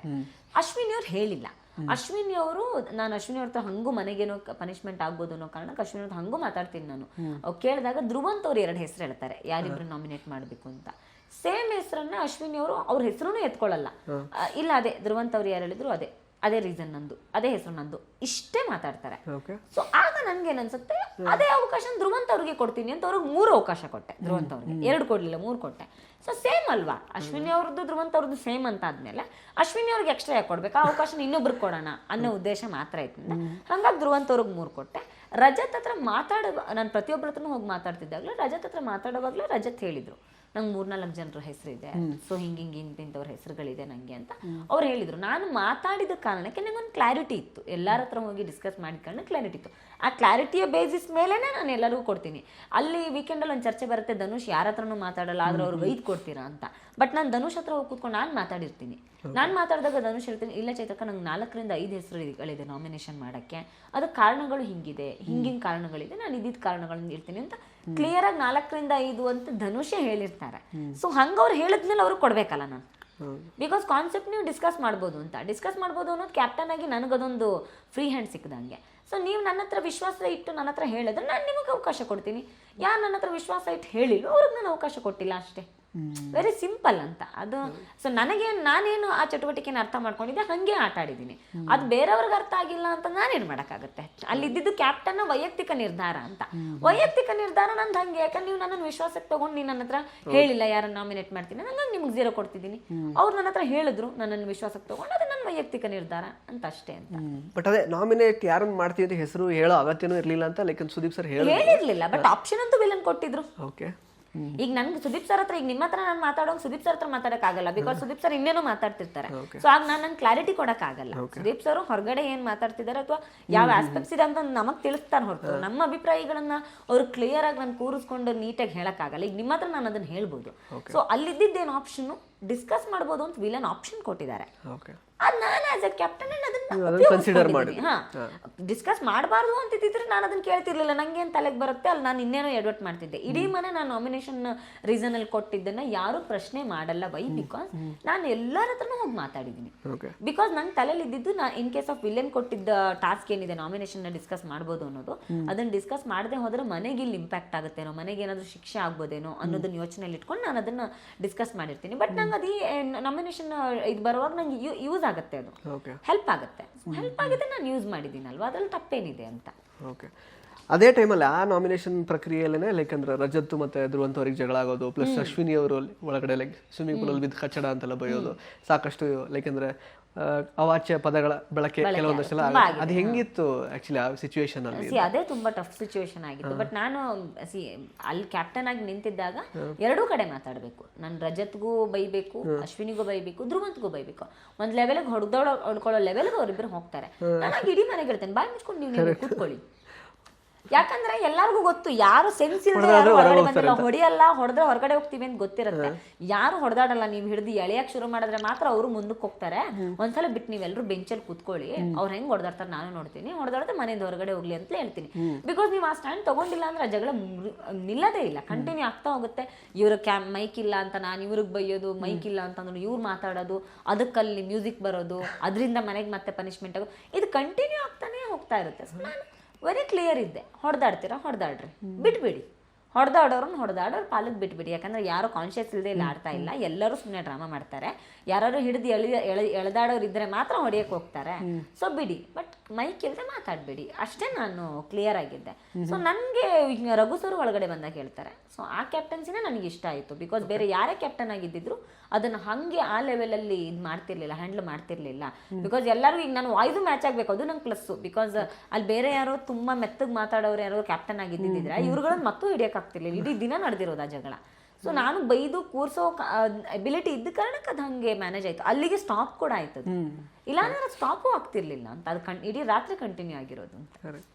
ಇನ್ನು ಈಗ ಒಂದು ಕಂಪ್ಲೇಂಟ್ ಅಥವಾ ಜನ ಅಬ್ಸರ್ವೇಷನ್ ಮಾಡಿರೋದೇನು ಅಂತಂದ್ರೆ, ರಘು ಅವರು ಗಿಲ್ಲಿ ಜೊತೆ ಚೆನ್ನಾಗೇ ಇದ್ರು. ಯಾವಾಗ ಗೆಸ್ಟ್ಗಳು ಅಂದರೆ ಇನ್ಕ್ಲೂಡಿಂಗ್ ಮಂಜು ಅವರು, ತ್ರಿವಿಕ್ರಮ್ ಅವರು ಮತ್ತು ನೀವೆಲ್ಲ ಬಂದಾದ ನಂತರ ಮತ್ತೆ ನಿಮ್ಮಿಂದ ಏನೋ ಸ್ವಲ್ಪ ಬ್ರೈನ್ ವಾಶ್ ಎಲ್ಲ ಆಗಿ ಅವರು ಲೈಕ್ ಅಂದರೆ ಗಿಲ್ಲಿ ಮೇಲೆ ಈ ಥರ ಒಪಿನಿಯನ್ ಅಂದರೆ ಇವ್ನು ನನ್ನನ್ನು ಯಾಕೋ ಕೆಳಗಾಗ್ತಿದ್ದಾನೆ, ನನ್ನನ್ನು ತಮಾಷೆ ಮಾಡಿ ನನ್ನ ಪರ್ಸ್ನಾಲಿಟಿನ ಡೌನ್ ಮಾಡ್ತೀನಿ ಅಂತ ಅನ್ಸೋದಕ್ಕೆ ಶುರುವಾಯಿತು. ಬಿಕಾಸ್ ಅಂತ ಜನ ಅನ್ಕೊಳ್ತಿದ್ದಾರೆ. ಬಿಕಾಸ್ ಮೊದಲೆಲ್ಲ ಚೆನ್ನಾಗೇ ಇದ್ರು, ನಗಾಡ್ತಿದ್ರು. ಅವರು ಕೂಡ ಅವ್ರದ್ದೆಲ್ಲ ಮೀಮ್ಸ್ ಎಲ್ಲ ಆಗೋಯ್ತು, ಆ ಮೀಮ್ಸ್ನ ತೋರಿಸಿದ್ರು ಒಳಗಡೆ. ಆ ಥರದ್ದೆಲ್ಲ ಅಷ್ಟರ ಮಟ್ಟಿಗೆ ಅವರಿಗೆ ವಿಸಿಬಿಲಿಟಿ ಸಿಕ್ಕಿತ್ತು ಹೊರಗಡೆ. ಬಟ್ ಎಲ್ಲ ಒಂದ್ ಕಡೆ ನೀವೆಲ್ಲ ಬಂದಾದ ನಂತರ ಮೋಸ್ಟ್ಲಿ ಬ್ರೈನ್ ವಾಶ್ ಆಗಿ ಅವ್ರು ಇವಾಗ ಇವ್ರನ್ನ ಗಿಲ್ಲಿ ಅವ್ರನ್ನ ಸ್ವಲ್ಪ ದೂರ ಇಡ್ತಾ ಇದ್ದಾರೆ ಅಂತ ಅನಿಸ್ತಾ. ಒಂದು ಕ್ಲಿಯರ್ ಆಗಿ ಹೇಳ್ತೀನಿ, ನಾವು ಗಿಲ್ಲಿ ಅಥವಾ ರಘು ವಿಷಯ ಯಾರು ಮಾತಾಡಿಲ್ಲ. ರಘು ಸರ್ ಗಿಲ್ಲಿಯಿಂದ ದೂರ ಆಗೋದಕ್ಕೆ ಒಂದೇ ಕಾರಣ, ವೀಕೆಂಡ್ ಅಲ್ಲಿ ಜನರಿಂದ ಲೆಟರ್ ಬರುತ್ತೆ. ಜನರಿಂದ ಒಂದು ಲೆಟರ್ ಬರುತ್ತೆ ಆ ಸ್ಯಾಟರ್ಡೆ ವೀಕೆಂಡ್ ಅಲ್ಲಿ. ನನಗೂ ಬಂತು, ಎಲ್ಲರಿಗೂ ಒಂದೊಂದು ಲೆಟರ್ ಬರುತ್ತಲ್ಲ ಜನರಿಂದ. ಆ ಲೆಟರ್ ಅಲ್ಲಿ ಮೆನ್ಷನ್ ಆಗಿತ್ತು, ರಘು ಮತ್ತೆ ಗಿಲ್ಲಿ ಅವರ ಸ್ನೇಹದಿಂದ ರಘುವಿ ಅವರ ಆಟಕ್ಕೆ ತೊಂದರೆ ಆಗುತ್ತಾ ಅಂತ ಲೆಟರ್ ಬರುತ್ತೆ. ಸೊ ಆ ವೀಕೆಂಡ್ ನ ಇನ್ಪುಟ್ ಅನ್ನ ಎಲ್ಲರೂ ಸೀರಿಯಸ್ ಆಗಿ ತಗೊಂಡ್ರು. ಸೇಮ್ ವೀಕ್ ಕಾವ್ಯಾಗೂ ಕಾವ್ಯ ಗಿಲ್ಲಿ ಅನ್ನೋ ಕಾರಣಕ್ಕೆ ಕಾವ್ಯ ಅವರ ಆಟಕ್ಕೆ ತೊಂದರೆ ಆಗುತ್ತಾ ಅಂತೂ ಲೆಟರ್ ಬಂದಿತ್ತು. ಸೊ ಸೇಮ್ ವೀಕೆಂಡ್ ಇಂದ ರಘು ಸರ್ ಮತ್ತೆ ಕಾವ್ಯ ಇಬ್ರು ಇಂಡಿಪೆಂಡೆಂಟ್ ಆಗಿ ಆಡ್ಬೇಕು ಅನ್ನೋ ಕಾರಣಕ್ಕೆ ಬರ್ತಾನೆ. ಅಂಡ್ ಗಿಲ್ಲಿ ಕೆಲವು ಕಾಮಿಡಿನ ರಘು ಸರ್ ಬಗ್ಗೆ, ಅವ್ರಿಗೆ ನೀನ್ ಇಷ್ಟೊಂದು ಜಿಮ್ ಮಾಡ್ತೀಯಾ, ನಿನ್ ಜಿಮ್ ಮಾಡಿ ಏನ್ ಪ್ರಯೋಜನ, ನಾವು ದೇಹ ದಂಡಿಸಬಾರದು ಅನ್ನೋದೆಲ್ಲ ಮಾತಾಡೋಕೆ ಶುರು ಮಾಡಿದ್ರು. ಬೀಯಿಂಗ್ ಒಬ್ಬ ಜಿಮ್ ಟ್ರೈನರ್, ಒಬ್ಬ ಸೆಲೆಬ್ರಿಟಿ ಜಿಮ್ ಕೋಚ್, ಅವ್ರ ಬಗ್ಗೆ ಜಿಮ್ ರಿಲೇಟೆಡ್, ಅವ್ರ ಬಾಡಿ ಬಿಲ್ಡಿಂಗ್ ರಿಲೇಟೆಡ್ ಇವ್ನು ಕಾಮಿಡಿ ಮಾಡಿದಾಗ ಅವ್ರು ಸಹಜವಾಗಿ ಪೇನ್ ಆಗುತ್ತೆ. ಸೊ ಅವರು 350 ಕಿಲೋ ರಾ ಲಿಫ್ಟ್ ಮಾಡಿರೋಂಥ ಒಬ್ಬ ವೆಯ್ಟ್ ಲಿಫ್ಟರ್ ರಘು ಸರ್. ಅವ್ರ ಜೀವನದ ಅತಿ ದೊಡ್ಡ ಸಕ್ಸಸ್ ಅದು. ದೇಶದಲ್ಲಿ ಅಷ್ಟು ವೆಯ್ಟ್ ಲಿಫ್ಟ್ ಮಾಡಿರೋರು ಇಲ್ಲ. ಸೊ ಅಂಥದ್ದೊಂದು ಸಾಧನೆ ತಮಾಷೆ ಮಾಡಿದಾಗ ಅವ್ನು ತುಂಬಾ ತಮಾಷೆ ಮಾಡ್ತಾನೆ. ನಿನ್ಗೆ ಕಾಲು ನೋಡಿದ್ರೆ ಕಾಲು ನೋವಂತೀಯ, ಕೈ ನೋಡಿದ್ರೆ ಕೈ ನೋವಂತೀಯ, ನೀನ್ ಅಲ್ಲೇ ಬಿದ್ದಿರ್ತೀಯ, ಅಲ್ಲಿ ನೋಡಿದ್ರೆ ಹೋಗಿ ಸುಸ್ತಾಗಿ ಮಲಗ್ತೀಯ, ನೀನೇನ್ ಜಿಮ್ ಮಾಡ್ತೀಯ, ನೀನೇನ್ ಹೆಲ್ದಿ ಇದ್ಗಿದೀಯ ಅಂದಾಗ ಅದವ್ರ ಪ್ರೊಫೆಷನ್ಗೂ ಇಂಪ್ಯಾಕ್ಟ್ ಆಗುತ್ತೆ. ಬಿಕಾಸ್ ಅವ್ರ ಜಿಮ್ ರನ್ ಮಾಡ್ತಾ ಇದ್ದಾರೆ, ಅವ್ರನ್ನ ನಂಬಿ ಎಷ್ಟೋ ಜನ ಸೆಲೆಬ್ರಿಟೀಸ್ಗಳು ಅವ್ರ ಜಿಮ್ಗೆ ಬರ್ತಾರೆ. ಸೊ ಇದ್ಯಾವುದೋ ಒಂದು ವಿಷಯ ಕಾಮಿಡಿ ಆದಾಗ ನಾಳೆ ಅವ್ರು ಎಗೇನ್ ಅಲ್ಲಿ ಹೋಗಿ ಒಂದಷ್ಟು ಬೇರೆ ಬೇರೆ ಕಡೆ ಅವ್ರ ಸೆಮಿನಾರ್ಸ್ನೆಲ್ಲ ತಗೋತಾರಂತೆ ಹೆಲ್ತ್ ರಿಲೇಟೆಡ್. ಸೊ ಆವಾಗ ಜನ ನನ್ನ ಸೀರಿಯಸ್ ಆಗಿ ತಗೋತಾರ ಅನ್ನೋದೆಲ್ಲ ಅವ್ರಿಗೆ ಕಾಡಕ್ ಶುರುವಾಯ್ತು. ಅಂಡ್ ಇದು ನನ್ನ ಬಿಸ್ನೆಸ್ ಮೇಲೆ ಹೆಂಗೆ ಎಫೆಕ್ಟ್ ಆಗ್ಬೋದು, ಸೊ ಇವ್ನು ಇಲ್ಲಿ ಜಿಮ್ ಬಗ್ಗೆ ಕಮೆಂಟ್ ಮಾಡಿದ್ರೆ, ತಮಾಷೆ ಮಾಡಿದ್ರೆ ಹಿಂಗೆ ಎಫೆಕ್ಟ್ ಆಗ್ಬೋದು. ಇದನ್ನೆಲ್ಲ ಯೋಚನೆ ಮಾಡಿದ ಕಾರಣಕ್ಕೆ ರಘು ಸರ್ ಗಿಲ್ಲಿಂದ ದೂರ ಆಗ್ತಿದ್ದಾರೆ ಹೊರತು ಗೆಸ್ಟ್ಗಳ ಕಾರಣಕ್ಕೆ ಅಲ್ವೇ ಅಲ್ಲ. ಆಕ್ಚುಲಿ ಅದೇ ಅವರು ದೂರ ಆಗ್ತಿರೋದೇ ಸ್ವಲ್ಪ ಅವ್ರಿಗೆ ನೆಗೆಟಿವ್ ಆಗ್ತಿದೆ. ಈಗ ಅಂದ್ರೆ ಹತ್ರ ಇದ್ದಾಗ ಎಲ್ರಿಗೂ, ಇನ್ಫ್ಯಾಕ್ಟ್ ಗಿಲ್ಲಿ ಅವ್ರ ಜೊತೆಗೆ ರಜತ್ ಅವ್ರು ಇದ್ದಿದ್ರಿಂದ ಅವ್ರಿಗೂ ಸಿಕ್ಕಾಪಟ್ಟೆ ಪಾಸಿಟಿವ್ ಆಗಿದೆ, ಪಾಸಿಟಿವ್ ಇತ್ತು. ಬಟ್ ಸಿ ಥಿಂಗ್ ಹಂಗೆ ಕಂಟಿನ್ಯೂ ಆಗುತ್ತೆ ಅಂತ ಯಾರಿಗೂ ಹೇಳಕ್ಕಾಗಲ್ಲ. ಅಂಡ್ ಅದನ್ನ ಅವ್ರಿಗೆ ಇಷ್ಟ ಇಲ್ಲ ಅಂದಾಗ ಖಾಲಿ ಕಂಟೆಂಟ್ಗೋಸ್ಕರ ಅವ್ರ ಜೊತೆಗಿದ್ರೆ ಅದೊಂಥರ ಫೇಕ್ ಅಂತ ಅನ್ಸ್ಕೊಂಡ್ಬಿಡುತ್ತಲ್ಲ. ಸೊ ಅವ್ರು ಅದ್ರ ಆ ವಿಷಯದಲ್ಲಿ ಕ್ಲಿಯರ್ ಆಗಿದ್ದಾರೆ, ನಂಗೆ ಬೇಡ ಅವನಿಂದ ಕಂಟೆಂಟ್ ಬೇಡ ನಂಗೆ, ಸೊ ನಾನು ಒಬ್ಬನೇ ಆಡ್ತೀನಿ ಅನ್ನೋದೇ ಅವರು ಮಾತಾಡ್ತಿರೋದು. ಸೊ ಹಂಗಾಗಿ ಅವ್ರು ಆ ಡಿಸಿಷನ್ಗೆ ಬಂದಿದ್ದಾರೆ. ಕರೆಕ್ಟ್. ಇನ್ನು ಅಂದರೆ ಬಹುಮುಖ್ಯವಾಗಿ ಈ ಒಂದು ಶೋನ ಅಂದರೆ ಒನ್ ಮ್ಯಾನ್ ಶೋ ಥರ ರೂಲ್ ಮಾಡ್ತಾ ಇರುವಂತಹ ಗಿಲ್ಲಿ ಬಗ್ಗೆ ಅಂದರೆ ಕೇಳಲೇಬೇಕು. ಇವನ್ ನೀವು ಕೂಡ ಹೋಗುವಾಗ ನೀವು ಮತ್ತು ರಜತ್ ಅವರು ಇಬ್ಬರು ಕೂಡ ಅಂದರೆ ರೇಸಲ್ಲಿ ಯಾರಿದ್ದಾರೆ ಅಂತ ಹೇಳುವಾಗ ಒಂದು ಹೆಸರು ಕಾಮನ್ ಆಗಿದ್ದು ಗಿಲ್ಲಿ ಅವ್ರದ್ದು. ಸೊ ಅವ್ರು 4 ಕೊಟ್ಟರು, ನೀವು ಇಬ್ಬರನ್ನು ಹೇಳಿದ್ರಿ. ಗಿಲ್ಲಿ ಆಟ ಅಂತ ಬರೋದು ಅಂದರೆ ಎಲ್ಲೋ ಒಂದು ಕಡೆ ಮನೆ ಇಡೀ, ಯಾಕಂದರೆ ಈಗ ಎಲ್ಲರೂ ಸುತ್ತನೂ ಅವ್ರು ಇದ್ದಾರೆ. ಲೈಕ್ ಅಂದ್ರೆ ರಕ್ಷಿತಾ ಅವರು ಏನೋ ಗಿಲ್ಲಿನ ಗೆಲ್ಲಿಸ್ಬೇಕು ಅಂತ ಪ್ರಯತ್ನ ಪಟ್ಟು ಏನೆಲ್ಲ ಮಾಡಿದ್ರು. ಆಕ್ಚುಲಿ ಕಾವ್ಯನ ಸೋಲಿಸ್ಬೇಕು ಅಂತೆಲ್ಲ ಅವ್ರು ಸಾಕಷ್ಟು ಪ್ರಯತ್ನ ಪಡ್ತಾ ಇದ್ರು. ಈ ಕಡೆ ಗಿಲ್ಲಿ ಕಾವ್ಯ ಆ ತರದೊಂದು ಅಧ್ಯಾಯ, ಗಿಲ್ಲಿ ರಜತ್ ಅಧ್ಯಾಯ, ಯಾವಾಗ ಗಿಲ್ಲಿ ಚೈತ್ರ ಅದು ಬರುತ್ತೆ, ಗಿಲ್ಲಿ ರಾಶಿಕಾ, ಪ್ರತಿಯೊಬ್ಬರದು ಗಿಲ್ಲಿ ಕನೆಕ್ಷನ್ ಒಟ್ನಲ್ಲಿ ಇದೆ. ಮನೆನ ಇಲ್ಲಿ ತನಕ ಫಸ್ಟ್ ಇಂದ ಇಲ್ಲಿ ತನಕ ಕನ್ಸಿಸ್ಟೆಂಟ್ ಆಗಿ ಎಂಟರ್ಟೈನ್ ಮಾಡ್ಕೊಂಡು ಆಕ್ಟಿವ್ ಆಗಿರೋದು ಗಿಲ್ಲಿ. ಸೊ ನಿಮ್ಮ ಕಣ್ಣಿನಲ್ಲಿ ನೋಡಿದ ಗಿಲ್ಲಿ ಯಾವ ರೀತಿ ನಿಮ್ ಪ್ರಕಾರ? ಗಿಲ್ಲಿ ತುಂಬಾ ಒಳ್ಳೆ ಎಂಟರ್ಟೈನರ್, ಆ ವಿಷಯದಲ್ಲಿ ಮಾತಿಲ್ಲ. ಆಕ್ಚುಲಿ ಕಾಮಿಡಿಯಿಂದ ಆಚೆಗೆ ನಿಂತ್ರೆ ಮೋಸ್ಟ್ಲಿ ಒಳ್ಳೆ ಹ್ಯೂಮನ್ ಬೀಯಿಂಗ್ ಅನ್ಸುತ್ತೆ, ಗೊತ್ತಿಲ್ಲ. ಬಿಕಾಸ್ ಅವನ ಆ ಫೇಸ್ ನನ್ಗೆ ನೋಡಕ್ ಸಿಗ್ಲೇ ಇಲ್ಲ, 4 ವಾರದಲ್ಲಿ ನಂಗೆ ಅದು ಸಿಗ್ಲೇ ಇಲ್ಲ. ಮತ್ತೆ ಗಿಲ್ಲಿಗೆಲ್ಲ ಒಂದ್ ಕಡೆ ಅಂದ್ರೆ ಅವನೇ ಒಂದ್ಸಲ ನನ್ನ ಹತ್ರ ಕುತ್ಕೊಂಡು ಮಾತಾಡ್ತಾ ಇರುವಾಗ, ಹಿಂಗೆ ನಾನು ಅವನು ಕುತ್ಕೊಂಡು ಮಾತಾಡ್ತಾ ಇರುವಾಗ ಅವ್ನು ಹೇಳ್ತಿದ್ದ, ನಾನು ಈ ಸೀಸನ್ಗೆ ಬಂದು ಭಾಳ ಒಳ್ಳೆ ಕೆಲಸ ಮಾಡಿದೆ ಅಕ್ಕ ಅಂತ. ಯಾಕೋ ಅಂತ ಕೇಳಿದ್ದೆ ಅವಾಗ, ಇಲ್ಲ ಅಕ್ಕ ಈ ಸೀಸನ್ನೇ ಪರ್ಫೆಕ್ಟು ಅಂತ ನಂಗೆ ಅನ್ನಿಸ್ತಾ ಇದೆ, ಬೇರೆ ಸೀಸನ್ಗೆ ಬಂದಿದ್ರೆ ನಂಗೆ ಇಷ್ಟು ಈಸಿ ಆಗ್ತಿರ್ಲಿಲ್ಲ ಅಂತ ಗಿಲ್ಲಿಲ್ಲ ಸ್ವಯಂ ಹೇಳಿದ್ದಿದೆ ನನ್ನ ಹತ್ರ. ಸೊ ಅಂದ್ರೆ ಹೌದು, ಅಫ್ಕೋರ್ಸ್ ಈ ಸೀಸನಲ್ಲಿ ಎಲ್ಲೋ ಒಂದ್ ಕಡೆ ಕಾಂಪಿಟೇಷನ್ ಕಡಿಮೆ ಇದೆ ಅಂತ ನಂಗೆ ಅನ್ಸಿದ್ದಿದೆ. ಸೊ ಕಾಮಿಡಿ ಕೆಟಗರಿ ಅಂತ ಬಂದಾಗ ಅಲ್ಲಿ ಚಂದ್ರಪ್ರಭಾ ಅವ್ರು ತುಂಬಾ ಲಾಂಗ್ ಟೈಮ್ ನಿಲ್ಲಿಲ್ಲ. ಸೊ ಅದು ಗಿಲ್ಲಿಗೆ ಪ್ಲಸ್ ಆಗಿರೋ ಸಾಧ್ಯತೆ ಇದೆ. ಅಂಡ್ ಗಿಲ್ಲಿಯ ಸ್ಪಾಂಟೇನಿಯಸ್ ಏನು ಅವ್ನು ಮಾತಾಡೋ ರೀತಿ ಅದು ಅವ್ನಿಗೆ ತುಂಬಾ ಪ್ಲಸ್ ಆಗಿದೆ. ಸೊ ಎಲ್ಲ ಒಂದ್ ಕಡೆ ಅವನ್ನ ವಿರೋಧ ಮಾಡೋರು ಒಬ್ರೋ ಇಬ್ರು ಮಾತ್ರ ಇರೋದು. ಸೊ ಅವನಿಗೆ ಮೋಸ್ಟ್ಲಿ 11th ಸೀಸನ್ ಅಲ್ಲಿ ಗಿಲ್ಲಿ ಬಂದಿದ್ರು ಇಡೀ ಮನೆ ವಿರೋಧ ಆಗಿರ್ತಿತ್ತು. Just imagine, as a viewer ನೀವು ಇಮ್ಯಾಜಿನ್ ಮಾಡಿ, 11th ಸೀಸನ್ ಅಲ್ಲಿ ಗಿಲ್ಲಿ ಇದ್ದಿದ್ರು ಇಷ್ಟು ಈಸಿಯಾಗಿ ರೂಲ್ ಮಾಡೋದಕ್ಕೆ ಬಿಡ್ತಿದ್ರ ಅಂತ ಕೇಳಿದ್ರೆ ಬಹುಶಃ ಖಂಡಿತ ಇಲ್ಲ. ಯಾಕೆಂತಂದ್ರೆ ಅಲ್ಲಿ ಬೇರೆನೇ ಮನಸ್ಥಿತಿ ಇರುವಂತ ಕಂಟೆಸ್ಟೆಂಟ್ಗಳಿದ್ರು, ಅವರೆಲ್ಲರೂ ಹರಿದು ಮುಕ್ಕುವಂತ ಕಂಟೆಸ್ಟೆಂಟ್ಗಳೇ ಎಲ್ಲರೂ ಇದ್ದಿದ್ದು. ಈ ಸೀಸನ್ ಅಲ್ಲಿ ಎಲ್ಲರೂ ಗಿಲ್ಲಿನ ಡೇ 1 ಇಂದಲೇ ಅಕ್ಸೆಪ್ಟ್ ಮಾಡ್ಕೊಂಡ್ಬಿಟ್ರು, ಅವನಿಗೆ ಸರೆಂಡರ್ ಆದ್ರು ಅನ್ನೋ ತರದೊಂದು ಮೈಂಡ್ ಸೆಟ್ ಇದೆ. ಸೊ ಹಂಗಾಗಿ ಅದು ಪ್ಲಸ್ ಆಗ್ತಿದೆ. ಆದ್ರೆ ಇದು 200% ಅವನಿಗೆ ಪ್ಲಸ್ ಆಗತ್ತಾ ಹೇಳಕ್ಕಾಗಲ್ಲ. ಇನ್ನೊಂದು ವಾರ 2 ವಾರ ಹೋಗ್ತಾ ಜನಕ್ಕೆ ಅವ್ನ ಕಾಮಿಡಿ ಇರಿಟೇಟ್ ಅನ್ಸ್ಬಿಟ್ರೆ, ನಾನು ಬರ್ತಾ ಅವ್ನಿಗೆ ಇಲ್ಲಿಗೆ ಅದನ್ನೇ ಹೇಳ್ತಾ ಬಂದೆ, ನಿನ್ ಕಾಮಿಡಿ ಎಲ್ಲರಿಗೂ ಇಷ್ಟ ಆಗ್ತಿದೆ, ಇಷ್ಟ ಆಗೋ ತರನೇ ಇಟ್ಕೋ, ಇರಿಟೇಟ್ ಆಗೋ ಹಾಗಿರ್ಬಾರ್ದು. ಸೊ ಯಾವುದು ಮಿತಿ ಮೀರಿದ್ರೆ ಇರಿಟೇಟ್ ಆಗುತ್ತೆ. ಸೊ ಅದಾಗದೇ ಹೋಗ್ಲಿ, ಅವ್ನ ನಾಟಕ ಒಳ್ಳೇದೇ ಆಗ್ಲಿ, ಬಟ್ ಮುಂದೆ ಆಗಬಾರ್ದು ಅನ್ನೋದು ಒಂದು ಇದು. ಇನ್ನು ಅವನು ಪ್ರೂವ್ ಮಾಡ್ಕೊಳ್ಳೋ ಟಾಸ್ಕ್ಗಳಲ್ಲಿ ಪ್ರೂವ್ ಮಾಡ್ಕೊಳ್ಳೋಕೆ ತುಂಬಾ ಇದೆ. ಸೊ ಆ ವಿಷಯದಲ್ಲಿ ಅವ್ನು ಪ್ರೂವ್ ಮಾಡ್ಕೊಳ್ಳೇಬೇಕಿದೆ. ಸೊ ಅದು ಕೂಡ ಮ್ಯಾಟ್ರ್ ಆಗುತ್ತೆ, ಗೆಲ್ಬೇಕು ಅಂತ ಬಂದಾಗ ಅದು ಕೂಡ ಮ್ಯಾಟ್ರ್ ಆಗುತ್ತೆ. ಸೊ ಅದರಲ್ಲೂ ಈಗ ನಮ್ಮ ಸೀಸನಲ್ಲಿ ಹನುಮಂತು ಸರಳತೆಯಿಂದ ಮಾತ್ರ ಗೆದ್ನ ಕೇಳಿದ್ರಲ್ಲ, ಅವ್ನು ಸೂಪರ್ ಆಗಿ ಟಾಸ್ಕ್ ಆಡ್ತಿದ್ದ. ಹನುಮಂತನ ಸ್ಪೀಡ್, ಅವನ ಸ್ಕಿಲ್ ಯಾವುದ್ರಲ್ಲೂ ಯಾರೂ ಇದು ಮಾಡಕ್ ಆಗ್ತಿರ್ಲಿಲ್ಲ. ಸೊ ಗಿಲ್ಲಿ ಕೂಡ ತನ್ನ ಟಾಸ್ಕಲ್ಲಿ ಪ್ರೂವ್ ಮಾಡ್ಕೊಂಡಾಗ ಮಾತ್ರ ಬಹುಶಃ ಅವನು ಗೆಲ್ಲೋದು ಈಸಿ ಆಗುತ್ತೆ ಅನ್ಸುತ್ತೆ. ಅದರ್ವೈಸ್ ಲೆಸ್ ಕಾಂಪಿಟೇಷನ್ ಇರೋ ಕಾರಣಕ್ಕೂ ಅದು ಸಾಧ್ಯ ಆಗ್ತಿದೆ ಅಂತ ಅನ್ಸುತ್ತೆ. ಬಿಕಾಸ್ ಯಾಕೆಂತ ಹೇಳಿದ್ರೆ ಈಗ 80 days ಆಯ್ತು ಆಲ್ಮೋಸ್ಟ್. ಸೊ ಮೊದಲು ಫಸ್ಟ್ ವೀಕ್ ಯಾರು ಎಲಿಮಿನೇಟ್ ಆಗಿ ಹೋದ್ರು, ಮತ್ತೆ ಈಗ ಇವತ್ತು 80ನೇ ದಿನ ನೀವು ಆಚೆ ಬಂದಿರುವಂತಹ ನೀವಿಬ್ರು ಕೂಡ ಆಕ್ಚುಲಿ ಅಂದ್ರೆ ರೇಸಲ್ಲಿ ಯಾರಿದ್ದಾರೆ ಅಂತಂದ್ರೆ ಗಿಲ್ಲಿ ಅಂತಾನೆ ಹೇಳಿದ್ದಾರೆ. ಗೆಲುವು ಮೋಸ್ಟ್ಲಿ ಅವ್ರಿಗೆ ಬರುತ್ತೆ ಅನ್ನೋ ಥರನೇ ಮಾತಾಡಿದ್ದಾರೆ. ಸೊ 80 days ಕನ್ಸಿಸ್ಟೆಂಟಿ ಮಿಸ್ ಆಗದಿರೋದು ಇನ್ನು ಉಳಿದಿರುವ ದಿನಗಳಲ್ಲಿ ಮಿಸ್ ಆಗಬಹುದು ಅಂತ ಅನ್ಸುತ್ತೆ ನಿಮಗೆ? ಬಿಗ್ ಬಾಸ್ ಮನೆ ಆಟನೇ ಆ ಗೇಮ್ನ ಬ್ಯೂಟಿನೇ ಅದು. 1 hour ಸಾಕು ನಿಮಗೆ. 1 hour ಅಲ್ಲಿ ಯಾವುದೋ ಒಂದು ಟಾಸ್ಕ್ ಅಲ್ಲಿ ಏನೋ ಒಂದು ಮಾತು ತಪ್ಪಿ ಬಂದ್ರೆ ಸಾಕು ಇಡೀ ಜನ ನಿಮ್ಮನ್ನು ವಿರೋಧ ಮಾಡೋದಕ್ಕೆ. ಸೊ ಗೇಮ್ ನಲ್ಲಿ ಲಾಸ್ಟ್ ದಿನದ ತನಕನು ಯಾಕೆ ಮನೆಯಲ್ಲಿ ಬಡದಾಡ್ಬೇಕು ಅಂತ ಕೇಳಿದ್ರೆ, ಸೊ ಇದು ಜನಕ್ಕೆ ನೀವು ಇಷ್ಟ ಆಗೋದಕ್ಕೆ ಅಥವಾ ಇಷ್ಟ ಆಗದೆ ಇರೋದಕ್ಕೆ ಒಂದು ಇನ್ಸಿಡೆಂಟ್ ಸಾಕು ಅಂತ. ಸೊ ಒಂದು ಇನ್ಸಿಡೆಂಟ್ ಅಲ್ಲಿ ಅವ್ರೇನೋ ಒಂದು ತಪ್ಪಿ ಮಾತಾಡಿ ಅಥವಾ ಏನೋ ಒಂದು ತಪ್ಪು ಅಭಿಪ್ರಾಯನ ಕೊಟ್ಟು ಕೂಡ ಅವ್ರ ಆಟನ ಕಳ್ಕೊಳ್ಳೋ ಸಾಧ್ಯತೆ ಇದೆ. ಹಾಗಾಗಿ ಈ ಕನ್ಸಿಸ್ಟೆನ್ಸಿ ಅನ್ನೋದ್ರಿಂದ ಆಚೆಗೆ ಯಾವುದೋ ಒಂದು ಮ್ಯಾಜಿಕ್ ಯಾವಾಗ್ಲೂ ಬಿಗ್ ಬಾಸ್ ಮನೆ ಒಳಗಡೆ ನಡೆಯುತ್ತೆ. ಸೊ ಅದು ಪಾಸಿಟಿವ್ ಆಗಿ ನೋಡಿಬಹುದು, ನೆಗೆಟಿವ್ ಆಗಿ ನೋಡ್ಬೋದು. ಯಾರು ಗೊತ್ತು, ಗಿಲ್ಲಿ ಸೂಪರ್ ಆಗಿ ಆಡ್ಬೋದು ನೆಕ್ಸ್ಟ್ ವೀಕು. ಸೂಪರ್ ಆಗಿ ಆಡಿದ್ರೆ ಅವನ್ನ ಯಾರು ಇದ್ ಮಾಡಕ್ಕಾಗಲ್ಲ. ನಾನು ಅದನ್ನೇ ನೆಕ್ಸ್ಟ್ ಈಗ ನಮ್ಮ ಸೀಸನಲ್ಲಿ ಟಿಕೆಟ್ ಟು ಫಿನಾಲೆ ಎಲ್ಲ ಇತ್ತು. ಸೊ ಈ ಸೀಸನಲ್ಲೂ ಅದೆಲ್ಲ ಬಂತು ಅಂತ ಆದ್ರೆ ಅವನದ್ರಲ್ಲಿ ಪ್ರೂವ್ ಮಾಡ್ಕೊಂಡು ಅವನೇನಾದ್ರು ಅದ್ರಲ್ಲಿ ಗೆದ್ರೆ ಸೊ ಅವನ್ನ ಯಾರು ಹಿಡಿಯೋರಿರಲ್ಲ.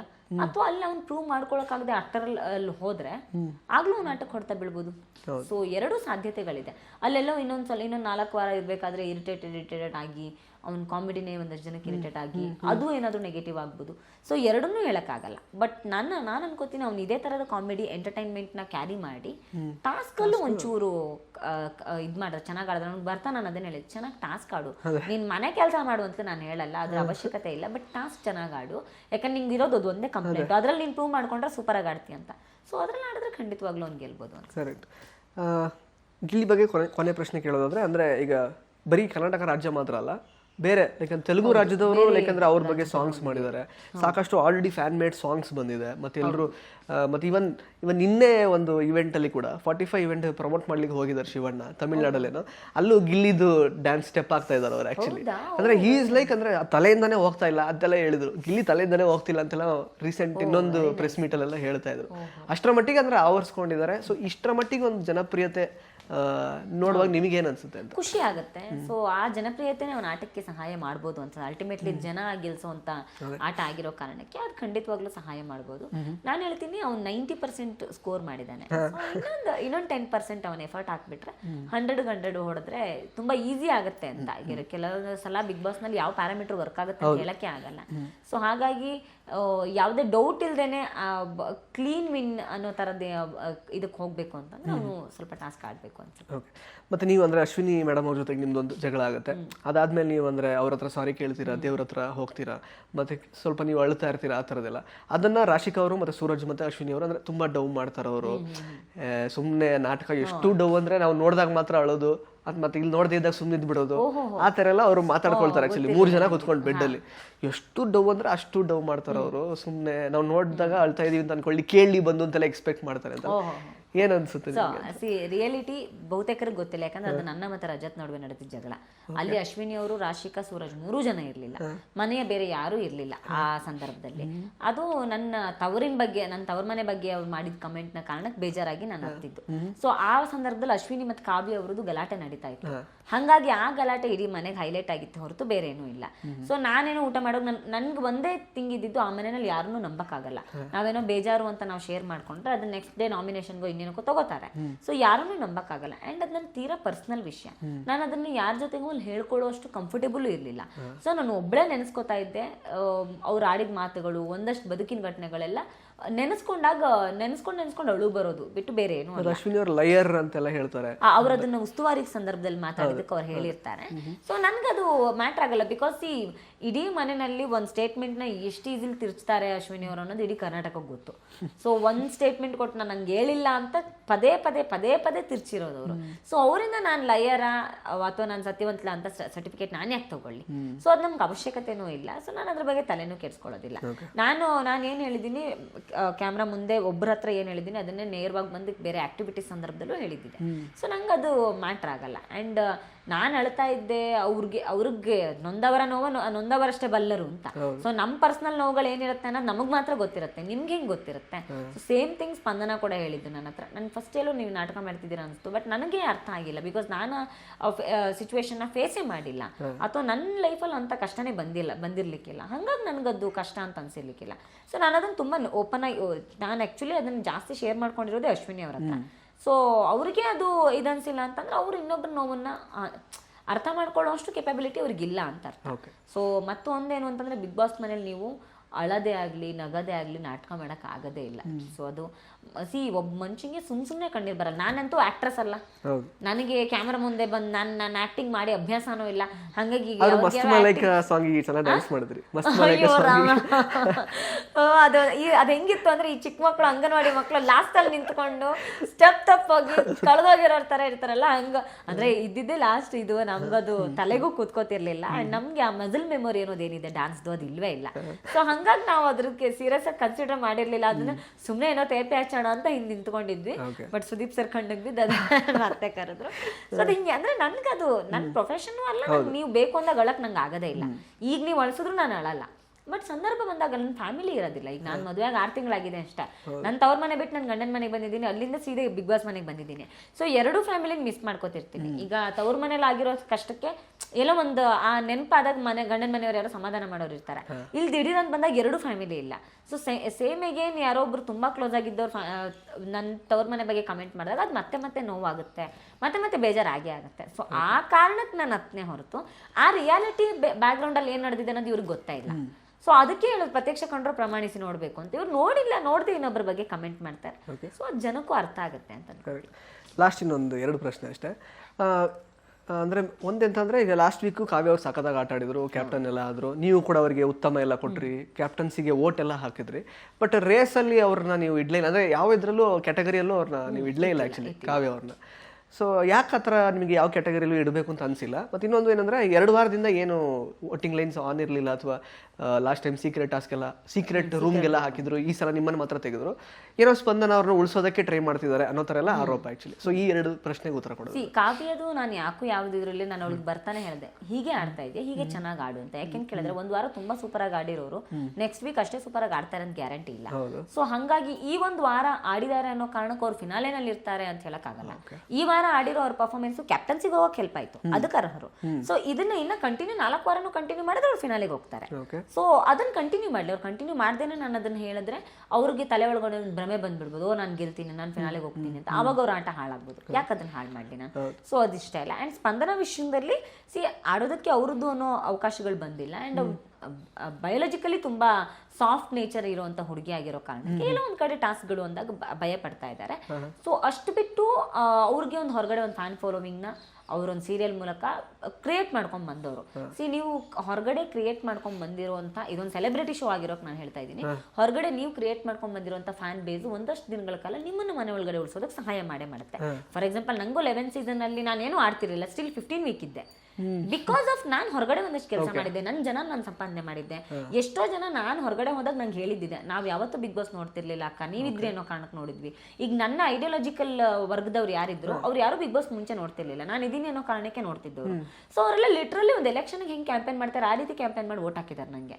ಸೊ ಹೊರಗಡೆ ನಾವು ಬಿಗ್ ಬಾಸ್ ಬರೋಕ್ಕಿಂತ ಮುಂಚೆ ಒಂದಷ್ಟು ಫ್ಯಾನ್ ಬೇಸ್ ನ ಏನ್ ಕ್ರಿಯೇಟ್ ಮಾಡ್ಕೊಂಡಿರ್ತೀವಿ ಅದು ಒಳಗಡೆ ಹೋದಾಗ ಒಂದಷ್ಟು ವರ್ಕ್ ಸಹಾಯ ಆಗುತ್ತೆ. ಅಲ್ಲಿಂದ ಆಚೆಗೆ ನಾವು ಮಾಡ್ತೀವ ಬಿಡ್ತೀವ ಅದು ಅವ್ರಿಗೆ. ಹಾಗಾದ್ರೆ ಈಗ ಅಕಸ್ಮಾತ್ ಎಲಿಮಿನೇಷನ್ ಇರ್ತಿದ್ರು ಕೂಡ ಅವ್ರು ಉಳ್ಕೋತಾ ಇದ್ರು ಅಂತ ಗೊತ್ತಿಲ್ಲ, ಅದ್ ನನಗೆ ಗೊತ್ತಿಲ್ಲ. ಬಿಕಾಸ್ ಅವ್ರಿಗಿಂತ ಕಡಿಮೆ ಫ್ಯಾನ್ ಬೇಸ್ ಇರೋರು ಇದಾರ, ಅವ್ರಿಗಿಂತ ಜಾಸ್ತಿ ಫ್ಯಾನ್ ಬೇಸ್ ಇರೋರು ಇದಾರ, ನಂಗೆ ಗೊತ್ತಿಲ್ವಲ್ಲ. ಈಗ ಮಾಡು ಅವ್ರದ್ದು ವಿಷಯ ತಗೊಂಡ ನಾನೇ ಓಪನ್ ಆಗಿ ಹೇಳಿದೆ. ಸೊ ಅವ್ರಿಗೆ ತುಂಬಾ ಹ್ಯೂಜ್ ಫ್ಯಾನ್ ಫಾಲೋವಿಂಗ್ ಇದೆ ಉತ್ತರ ಕರ್ನಾಟಕದಲ್ಲಿ. ಸೊ ಹಾಗಾಗಿ ಅವ್ರ ಒಳಗಡೆ ಉಳ್ಕೋತಿದ್ದಾರೆ, ಅವ್ರು ಕ್ಯಾಪ್ಟನ್ ಆಗಿದ್ದಾರೆ, ಅವರು ಆಟ ಚೆನ್ನಾಗಿ ಆಡ್ತಾರೆ, ಎಲ್ಲಾನು ನಿಜ. ಸೊ ಎಲ್ಲ ಒಂದ್ ಕಡೆ ಒಪಿನಿಯನ್ಸ್ ಕೊಡುವಾಗ ತುಂಬಾ ಗೊಂದಲ ಮಾಡ್ಕೋತಿದ್ದಾರೆ, ಏನ್ ಹೇಳ್ಬೇಕು ಅನ್ನೋದು ಗೊತ್ತಾಗ್ತಾ ಇಲ್ಲ. ಸೊ ಅದೆಲ್ಲ ಇದ್ದಾಗ್ಲೂ ಕೂಡ ಅವ್ರು ಉಳ್ಕೋತಿದ್ದಾರೆ ಅಂದ್ರೆ ಅವ್ರಿಗೆ ಆ ಫ್ಯಾನ್ ಬೇಸ್ ಇದೆ ಅಂತಲೇ ಅರ್ಥ. ಸೊ ಅದನ್ನ ನಾವು ರೆಸ್ಪೆಕ್ಟ್ ಮಾಡಬೇಕು. ಅದರಿಂದ ಆಚೆ ಕಾಂಪಿಟೇಷನ್ ಟಫ್ ಆಗ್ತಾ ಹೋದಾಗೆ ಅವ್ರು ಆಟ ಆಡಿಲ್ಲ ಅಂದ್ರೆ ಆಟೋಮೆಟಿಕಲಿ ಹೊರಗಡೆ ಬರ್ತಾರೆ. ಸೊ ಅದ್ರಲ್ಲಿ ಏನೂ ಇದಿಲ್ಲ ಅಂತ. ರಕ್ಷಿತ್ ಅವ್ರಿಗೆ ಕಾವ್ಯ ಮತ್ತು ಸ್ಪಂದನ ಅವ್ರ ಮೇಲೆ ಜಲಸ್ ಇದೆಯಾ, ಗಿಲ್ಲಿ ಅವ್ರ ಜೊತೆಗೆ ಫ್ರೆಂಡ್ ಅಂತ ಧ್ರುವಂತ ಸ್ಟೇಟ್ಮೆಂಟ್ ಮಾಡ್ತಾರೆ, ಅದಕ್ಕೆ ಅದು ಗೊತ್ತಿಲ್ಲ. ಬಟ್ ನಂಗೆ ಅಫ್ಕೋರ್ಸ್ ಗಿಲ್ಲಿ ಜೊತೆಗೆ ಅವ್ಳು ಕ್ಲೋಸ್ ಆಗಿರೋ ಕಾರಣಕ್ಕೆ ಒಂದು ಸಣ್ಣ ಪಾಸಿಟಿವ್ನೆಸ್ ಅಂತೂ ಖಂಡಿತ ಇರ್ಬೋದು ಅಂತ ನಂಗೆ ಅನ್ಸುತ್ತೆ.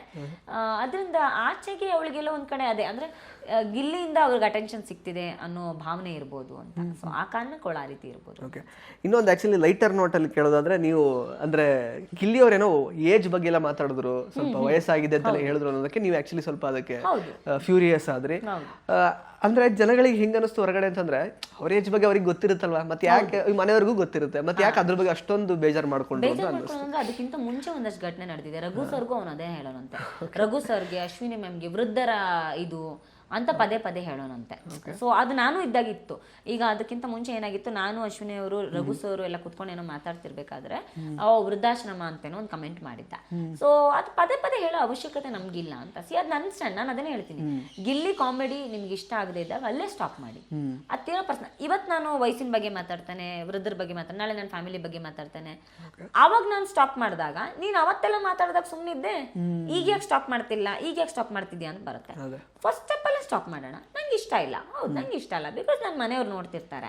ಸೊ ನಾನು ಈಗ ತಾನೇ ಮದುವೆಯಾಗಿ ಬಂದಿದ್ದೀನಿ, ನೀನು ನನ್ನ ಏಜ್ ಬಗ್ಗೆ ಡಿಸ್ಕಷನ್ ಮಾಡಕ್ ನಿಂಗೆ ಯಾವ ರೈಟ್ಸ್ ಇಲ್ಲ, ಅದು ನನ್ನ ತೀರಾ ಪರ್ಸನಲ್. ಸೊ ಅದು ನಂಗೆ ಇಷ್ಟ ಇಲ್ಲ ಅಂದ್ರೆ ನನ್ನ ಆ ಲೈನ್ನ ಕ್ರಾಸ್ ಮಾಡಬೇಡ. ಅದ್ ಬಿಟ್ಟು ನೀನು ಬೇರೆ ಕಾಮಿಡಿ ಮಾಡ್ತೀಯ. ಅದು ಈಗ ನನ್ನ ಸಾಂಸಾರಿಕ ಜೀವನದ ಬಗ್ಗೆನೂ ಒಂದು ಕಮೆಂಟ್ ಮಾಡಿದೆ, ನಾನು ಟೆಲಿಕಾಸ್ಟ್ ಆಗಿಲ್ಲ, ನಾನು ನೇರವಾಗಿ ಹೇಳಿದ್ ನಂಗೆ ಇಷ್ಟ ಇಲ್ಲ, ಇದ್ರ ಬಗ್ಗೆ ಮಾತಾಡಬೇಡ ಗಿಲ್ಲಿ. ಅದು ನನ್ನ ಪರ್ಸನಲ್ ಚಾಯ್ಸು. ನಾನು ಮದುವೆ ಆಗ್ತೀನ, ನಾನು ಮುಂದೆ ನನ್ನ ಮದುವೆ ಆದ ನಂತರ ನನ್ನ ಫ್ಯಾಮಿಲಿ ಪ್ಲಾನಿಂಗ್ ಏನು ಅನ್ನೋದನ್ನ ನಾನು ಈ ಬಿಗ್ ಬಾಸ್ ಮನೆಯಲ್ಲಿ ಶೇರ್ ಮಾಡ್ಕೊಳಕ್ ಇಷ್ಟ ಇಲ್ಲ. ಅದ್ರ ಬಗ್ಗೆ ಜೋಕ್ ಮಾಡಕ್ ನಿಂಗೂ ಅವಕಾಶ ಕೊಡಲ್ಲ, ಮಾಡಬೇಡ, ಅಲ್ಲಿ ಕ್ಲೋಸ್ ಆಯ್ತು. ಸೊ ಸೇಮ್ ಏಜು, ನನ್ನ ಪ್ರೊಫೆಷನ್, ಎನಿಥಿಂಗ್ ಇನ್ಕ್ಲೂಡಿಂಗ್ ನನ್ನ ಪ್ರೊಫೆಷನ್ ಬಗ್ಗೆ ಮಾತಾಡಿದಾಗಲೂ ನಾನು ಸ್ಟಾಪ್ ಮಾಡಿದ್ದೀನಿ. ಅದು ನಿಂಗೆ ಜೋಕ್ ಮಾಡೋ ವಿಷಯ ಅಲ್ಲ. ಸೇಮ್ ವೇ ರಘುಸರು ಮಾಡ್ತಾ ಇದ್ದಾರೆ, ಅವ್ರ ಪ್ರೊಫೆಷನ್ಗೆ ಅದು ಎಫೆಕ್ಟ್ ಆಗುತ್ತೆ ಅನ್ನೋ ಕಾರಣಕ್ಕೆ ಇಷ್ಟ ಇಲ್ಲದೆ ಇರೋದನ್ನ ಜೋಕ್ ಮಾಡುವಾಗ ತಮಾಷೆಗೆ ಅಲ್ಲೇ ಸ್ಟಾಪ್ ಮಾಡಿದ್ರೆ ನಾಳೆ ಅದು ಇರಿಟೇಟ್ ಆಗ್ತಿತ್ತೆ ಅವ್ನ ಕಾಮಿಡಿ ಅಂತ ನಾವು ಹೊರಗಡೆ ಬಂದು ಕಂಪ್ಲೇಂಟ್ ಮಾಡೋದು ತಪ್ಪತ್ತಲ್ಲ. ಸೊ ಹಂಗಾಗಿ ಅದು ನಮ್ಮ ಏಜ್ ಗೊತ್ತಿದ್ಯಾ ಅದೆಲ್ಲ ಮ್ಯಾಟ್ರು. ಅದ್ ನನ್ನ ಖಾಸಗಿ ಸಂಗತಿಗಳು. ಒಂದಷ್ಟು ಲೈನ್ಸ್ಗಳಿರುತ್ತೆ, ನಾವು ಹಾಕೋ ಬಟ್ಟೆ, ನಾವು ಮಾಡೋ ಕೆಲಸ, ನಾವು ಆಡೋ ಮಾತು, ನಾವು ನಂಬೋ ದೇವರು, ಸೊ ನಮ್ಮ ವಯಸ್ಸು, ನಮ್ಮ ಸಂಸಾರಿಕ ಜೀವನ, ಇದೆಲ್ಲ ಯಾರಿಗೂ ಕಾಮಿಡಿ ಮಾಡೋ ವಸ್ತು ಅಲ್ಲ. ಸೊ ಅದಕ್ಕೆ ನಾನು ಈಗ ನನಗೂ ತುಂಬಾ ಜನ ಹೇಳಿದ್ರೆ ನನಗಿಂತ ವಯಸ್ಸಲ್ಲಿ ತುಂಬಾ ದೊಡ್ಡವರ ನನ್ನ ಅಕ್ಕ ಅಂತ ಕರಿತಾರೆ, ಇನ್ಕ್ಲೂಡಿಂಗ್ ಸುದೀಪ್ ಸರ್ ನಂಗೆ ಅಕ್ಕ ಅಂತ ಕರೀತಾರೆ. ಹಂಗಂದ ತಕ್ಷಣ ಅದು ವಯಸ್ಸಿನ ಕಾರಣ ಕರೀತಾರೆ ಅಂತ ಅಲ್ಲ. ಸೊ ಆ ಗೌರವನ ನಾನು ಉಳಿಸ್ಕೊಂಡಿದ್ದೀನಿ, ಆ ಕೆಲಸ ನಾನು ಮಾಡಿದ್ದೀನಿ ಅನ್ನೋ ಕಾರಣಕ್ಕೆ ಅದನ್ನ ಯಾರಿಗೂ ಕಾಮಿಡಿ ವಸ್ತು ಆಗಕ್ಕೆ ನಾನು ಬಿಡಲ್ಲ. ಇವತ್ತಿಗೆ ನಾನು ಈ ಸಣ್ಣ ವಿಷಯಕ್ಕೆ ನಾನು ಅವಕಾಶ ಕೊಟ್ಟರೆ ನಾಳೆ ಇನ್ನೊಂದಷ್ಟು ತೀರಾ ಪರ್ಸನಲ್ ಹೋಗ್ತಾನೆ, ಅದು ಬೇಡ ಅನ್ನೋದಷ್ಟೇ ನಂದು. ಓಕೆ, ಸೊ ನಿಮ್ಮ ಪ್ರಕಾರ ಟಾಪ್ 3 ಯಾರು ಇರ್ತಾರೆ? ಟಾಪ್ 3 ಇನ್ನೂ ಗೊತ್ತಿಲ್ಲ, ಇನ್ನೊಂದು 2 ವೀಕಲ್ಲಿ ಗೊತ್ತಾಗ್ಬೋದು ಅನ್ಸುತ್ತೆ ನನಗೆ, ನನ್ನ ಕ್ಯಾಲ್ಕುಲೇಷನ್ ಪ್ರಕಾರ. ಬಿಕಾಸ್ ನನಗೆ ಗೆಸ್ಟ್ ಆಗಿ ನೋಡಿದ್ದೀನಿ, ವ್ಯೂವರ್ ಆಗಿ ನೋಡಿದ್ದೀನಿ. ಸೊ ನಾನು ಈಗಲೇ ಕ್ಯಾಲ್ಕುಲೇಷನ್ ಮಾಡೋದ್ರಿಂದ ಒಂದಷ್ಟು ವೋಟಿಂಗ್ ಮೇಲೂ ಎಫೆಕ್ಟ್ ಆಗ್ಬೋದು, ಅದು ಆಗಬಾರ್ದು ಅನ್ನೋ. ಸೊ ನನಗೆ ಇವತ್ತಿನ ತನಕ ಯಾವ ಬಾಂಡಿಂಗು ಬೆಳೆದಿಲ್ಲ. ಅಂದ್ರೆ 105 ದಿನ ನಾನು 11 ಸೀಸನ್ ಇದ್ದಾಗ ನಂಗೊಂದು ಪರ್ಸನಲ್ ಬಾಂಡಿಂಗ್ ಬೆಳೆದಿತ್ತು, ಆಗ ನಾನು ಒಂದಷ್ಟು ಹೆಸರುಗಳನ್ನ ಹೇಳಿದ್ದೆ. ಈ ಸೀಸನ್ ಅಲ್ಲಿ ನಂಗೆ ಆ ಥರ ಯಾವುದೇ ಪರ್ಸನಲ್ ಬಾಂಡಿಂಗ್ ಬೆಳೆದಿಲ್ಲ. ಈಗ ನಾನು ರಕ್ಷಿತಾ ಅಂತ ಹೇಳಿದ್ರೆ ಇವ್ರ ಊರ್ನವ್ರಿಗೆ ಸಪೋರ್ಟ್ ಮಾಡ್ತಾರೆ ಅಂತ ಹೇಳ್ತಾರೆ. ಗಿಲ್ಲಿ ಅಂತ ಹೇಳಿದ್ರೆ ಇವ್ನಿಗೆ ಫ್ಯಾನ್ ಬೇಸ್ ಇದೆ ಅನ್ನೋ ಕಾರಣಕ್ಕೆ ಸಪೋರ್ಟ್ ಮಾಡ್ತಿದ್ದಾರೆ ಅಂತ ಹೇಳ್ತಾರೆ. ಸೊ ರಘು ಸರ್ ಅಂದ್ರೆ ಅವ್ರು ಯಾರಿಗೂ ನಿಷ್ಠುರ ಆಗಿಲ್ಲ ಅದಕ್ಕೆ.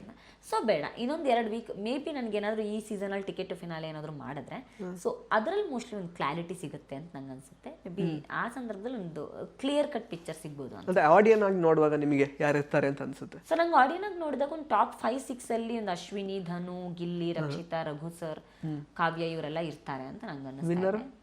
ವಿನ್ನರ್ ದಿನ ಐಡಿಯಾ ಬಂದಿಲ್ಲ. ಅದೇ ನನಗೆ ಇನ್ನೊಂದು ಟಿಕೆಟ್ ಫಿನಾಲೆ ಆಗೋ ಹಂತಕ್ಕೆ ಬಂದಾಗ ವಿನ್ನರ್ಸ್ಗಳು ಅನ್ನೋ ಮೈಂಡ್ ಸೆಟ್ ಇಟ್ಕೊಂಡಾಗ ಒಬ್ಬೊಬ್ರಿಗೆ ಒಂದೊಂದು ಡ್ರಾಬ್ಯಾಕ್ ಕಾಣಿಸ್ತಾ ಇದೆ ನನಗೆ. ಈಗ ರಘು ಸರು ಸೂಪರ್ ಆಗಿ ಟಾಸ್ಕ್ ಆಡ್ತಾರೆ, ಮನೇಲೆಲ್ಲ ಒಳ್ಳೆ ಇದಿದೆ, ಬಟ್ ನೇರವಾಗಿ ಮಾತಾಡ್ತಾ ಇಲ್ಲ, ಸ್ವಲ್ಪ ಫೈರ್ ಆಗಿ ಮಾತಾಡ್ತಾ ಇಲ್ಲ ಅನ್ನೋದೊಂದು ಡ್ರಾಬ್ಯಾಕ್ ಅವರಲ್ಲಿದೆ. ಗಿಲ್ಲಿ ಸೂಪರ್ ಎಂಟರ್ಟೈನರ್, ಅವನೇ ಗೆಲ್ತಾನೆ, ಒಳ್ಳೆ ಫ್ಯಾನ್ ಬೇಸ್ ಇದೆ, ಬಟ್ ಇನ್ನೂ ಒಂದು ಟಾಸ್ಕಲ್ಲಿ ಅವನನ್ನು ಪ್ರೂವ್ ಮಾಡ್ಕೋಬೇಕು, ಅದೊಂದು ಡ್ರಾಬ್ಯಾಕ್ ಇದೆ. ಸೊ ಈ ತರ ಈಗ ರಕ್ಷಿತಾಗ ಒಂಥರ ಎಲ್ಲರಿಗೂ ಒಂದೊಂಥರ ಡ್ರಾಬ್ಯಾಕ್ ಇರೋದ್ರಿಂದ ಅದನ್ನ ಗೆಲ್ಲಕ್ಕೆ ಅವ್ರಿಗೆ ಇನ್ನೊಂದು 4 ವೀಕ್ ಟೈಮ್ ಇದೆ. ಸೊ ಅದನ್ನ ಗೆದ್ರೆ ಮತ್ತೆ ಒಂದು ಕ್ಲಿಯರ್ ಕಟ್ ಪಿಕ್ಚರ್ ಸಿಗುತ್ತೆ ಅನ್ಸುತ್ತೆ. Correct. Thank you so much. Thank you. ಒಳ್ಳೇದಾಗ್ಲಿ. ಹಾಗೇನೆ 6 ಮಂತ್ಸ್ ಆಗಿದಷ್ಟೇ ಮದುವೆ ಆಗಿ, ಈಗ ಆಲ್ರೆಡಿ 1 ಮಂತ್ ಮೀಟೇ ಆಗಿಲ್ಲ. ಎಷ್ಟು ಮಿಸ್ ಮಾಡ್ಕೋತಿದ್ದೀರಾ ಶ್ರೀ ಕಶ್ಯಪ್ ಅವ್ರನ್ನ ಹೇಗೆ ಅಂತ? ತುಂಬಾ. ಆದ್ರೆ ಅಬ್ವಿಯಸ್ಲಿ ಅದು ಲಾಸ್ಟ್ ಸೀಸನ್ ಅಲ್ಲೂ ನಾವು 3.5 ತಿಂಗಳು ಒಳಗಡೆ ಇದ್ದೆ ನಾನು. ಸೊ ಹಂಗಾಗಿ ಅಂತ ಇದೇನು ಅನ್ಸಿರೋದಿಲ್ಲ. ಬಟ್ ನೆಕ್ಸ್ಟ್ ಸೀಸನ್ ಬರೋ ಪ್ಲಾನ್ ಇದೆ ಹೇಗೆ ಗೊತ್ತಿಲ್ಲ. ಕರೆದ್ರೆ ಡೆಫಿನೆಟ್ಲಿ ಬರ್ತೇನೆ. ನಾನು ಬರೋ ಸಿಚುವೇಶನ್ ಅಲ್ಲಿ ಇದ್ರೆ, ಯಾಕೋ ಮೀಡಿಯಾದವ್ರು ಬೆಳಗ್ಗೆಯಿಂದ ಅದನ್ನ ಕೇಳಿ ಕರಿದೇ ಇರೋಗ್ ಮಾಡ್ತಾರೇನೋ ಗೊತ್ತಿಲ್ಲ. ಯಾಕಂದ್ರೆ ಕಂಟಿನ್ಯೂಸ್ ಆಗಿ ಆಗಿರೋದು ಇದೆ ಫಸ್ಟ್ ಟೈಮ್ ಇನ್ ಹಿಸ್ಟರಿ. ಸಿನಲ್ಲೂ ಫಸ್ಟ್ ಟೈಮ್ ಅಂತಂದ್ರು. ನಂಗೂ ಅದನ್ನೇ ಹೇಳಿದ್ರು. ಈಗ ವಿಷ್ಣು ಸರ್ ಫೋನ್ ಮಾಡುವಾಗ ನನ್ನ ಅದೇ ವಿಷಯ ಕೇಳಿದ್ದು, ಇಷ್ಟೊಂದು ಜನ ಕಂಟೆಸ್ಟೆಂಟ್ಸ್ ಇದ್ದಾರೆ, ನಿಮ್ಮನ್ನೇ ಚೂಸ್ ಮಾಡಿದೀವಿ ಅಂದ್ರೆ ರೀಸನ್ ಇರುತ್ತೆ, ಅರ್ಥ ಮಾಡ್ಕೊಳ್ಳಿ ಅಂತಲೇ. ಅದ್ ನನ್ ಲಕ್ಕು. ಸೊ ಆ ಲಕ್ ಕಂಟಿನ್ಯೂ ಆಗತ್ತೆ ಇಲ್ವಾ ಗೊತ್ತಿಲ್ಲ ನನಗೆ, ಆದ್ರೆ ಬಹಳ ಖುಷಿ. ಆ ಮನೆ ಹಸ್ಬೆಂಡ್ ಏನಂದ್ರು ನಿಮ್ಮ ಆಟ ನೋಡಿ? ಖುಷಿ ಆಗಿದೆ ಅವ್ರಿಗೆ. ಬಿಕಾಸ್ ಲಾಸ್ಟ್ ಸೀಸನ್ ಅಲ್ಲಿ ಒಂದಷ್ಟು ಬೇಜಾರಿತ್ತು, ನಾನು ಟಾಸ್ಕ್ ಆಡ್ತಿರ್ಲಿಲ್ಲ ಅನ್ನೋದು. ಸೊ ಈ ಸೀಸನ್ ಅಲ್ಲಿ ಅದನ್ನ ಪ್ರೂವ್ ಮಾಡ್ಕೊಂಡ್ ಬಂದಿದ್ದು ಒಂದು ಖುಷಿ ಇದೆ ಅಷ್ಟೇ. Okay, thank you so much Chaitra madam. ಒಳ್ಳೇದಾಗಲಿ ನಿಮ್ಮ ಮುಂದಿನ ಜೀವನಕ್ಕೆ. ಸೊ ಮತ್ತೊಂದ್ಸಲ ಇದೇ ತರ ಬೇರೆ ಬೇರೆ ಕಾರ್ಯಕ್ರಮಗಳಲ್ಲಿ ಬಂದು ರಂಜಿಸ್ತಾ ಇರಿ ಜನಗಳನ್ನ. ಆಲ್ ದ ಬೆಸ್ಟ್ ನಿಮ್ಮ ಲೈಫಿಗೆ, ನಿಮ್ಮ ಎಲ್ಲ ಕೆಲಸಗಳಿಗೆ ಒಳ್ಳೇದಾಗಲಿ. ಸೊ ಸ್ನೇಹಿತರೆ, ಇದಾಗಿತ್ತು ಚೈತ್ರಾ ಕುಂದಾಪುರ ಅವರ ಮಾತುಗಳು. ಮತ್ತೆ ಭೇಟಿ ಆಗ್ತಾ ಇರೋಣ. ಧನ್ಯವಾದ. ಇಂಟ್ರೆಸ್ಟಿಂಗ್ ಮತ್ತು ಇನ್ಫಾರ್ಮೇಟಿವ್ ವಿಡಿಯೋಗಳನ್ನ ಮಿಸ್ ಮಾಡ್ಕೋಬೇಡಿ. ಈಗಲೇ ಸಬ್ಸ್ಕ್ರೈಬ್ ಮಾಡಿ.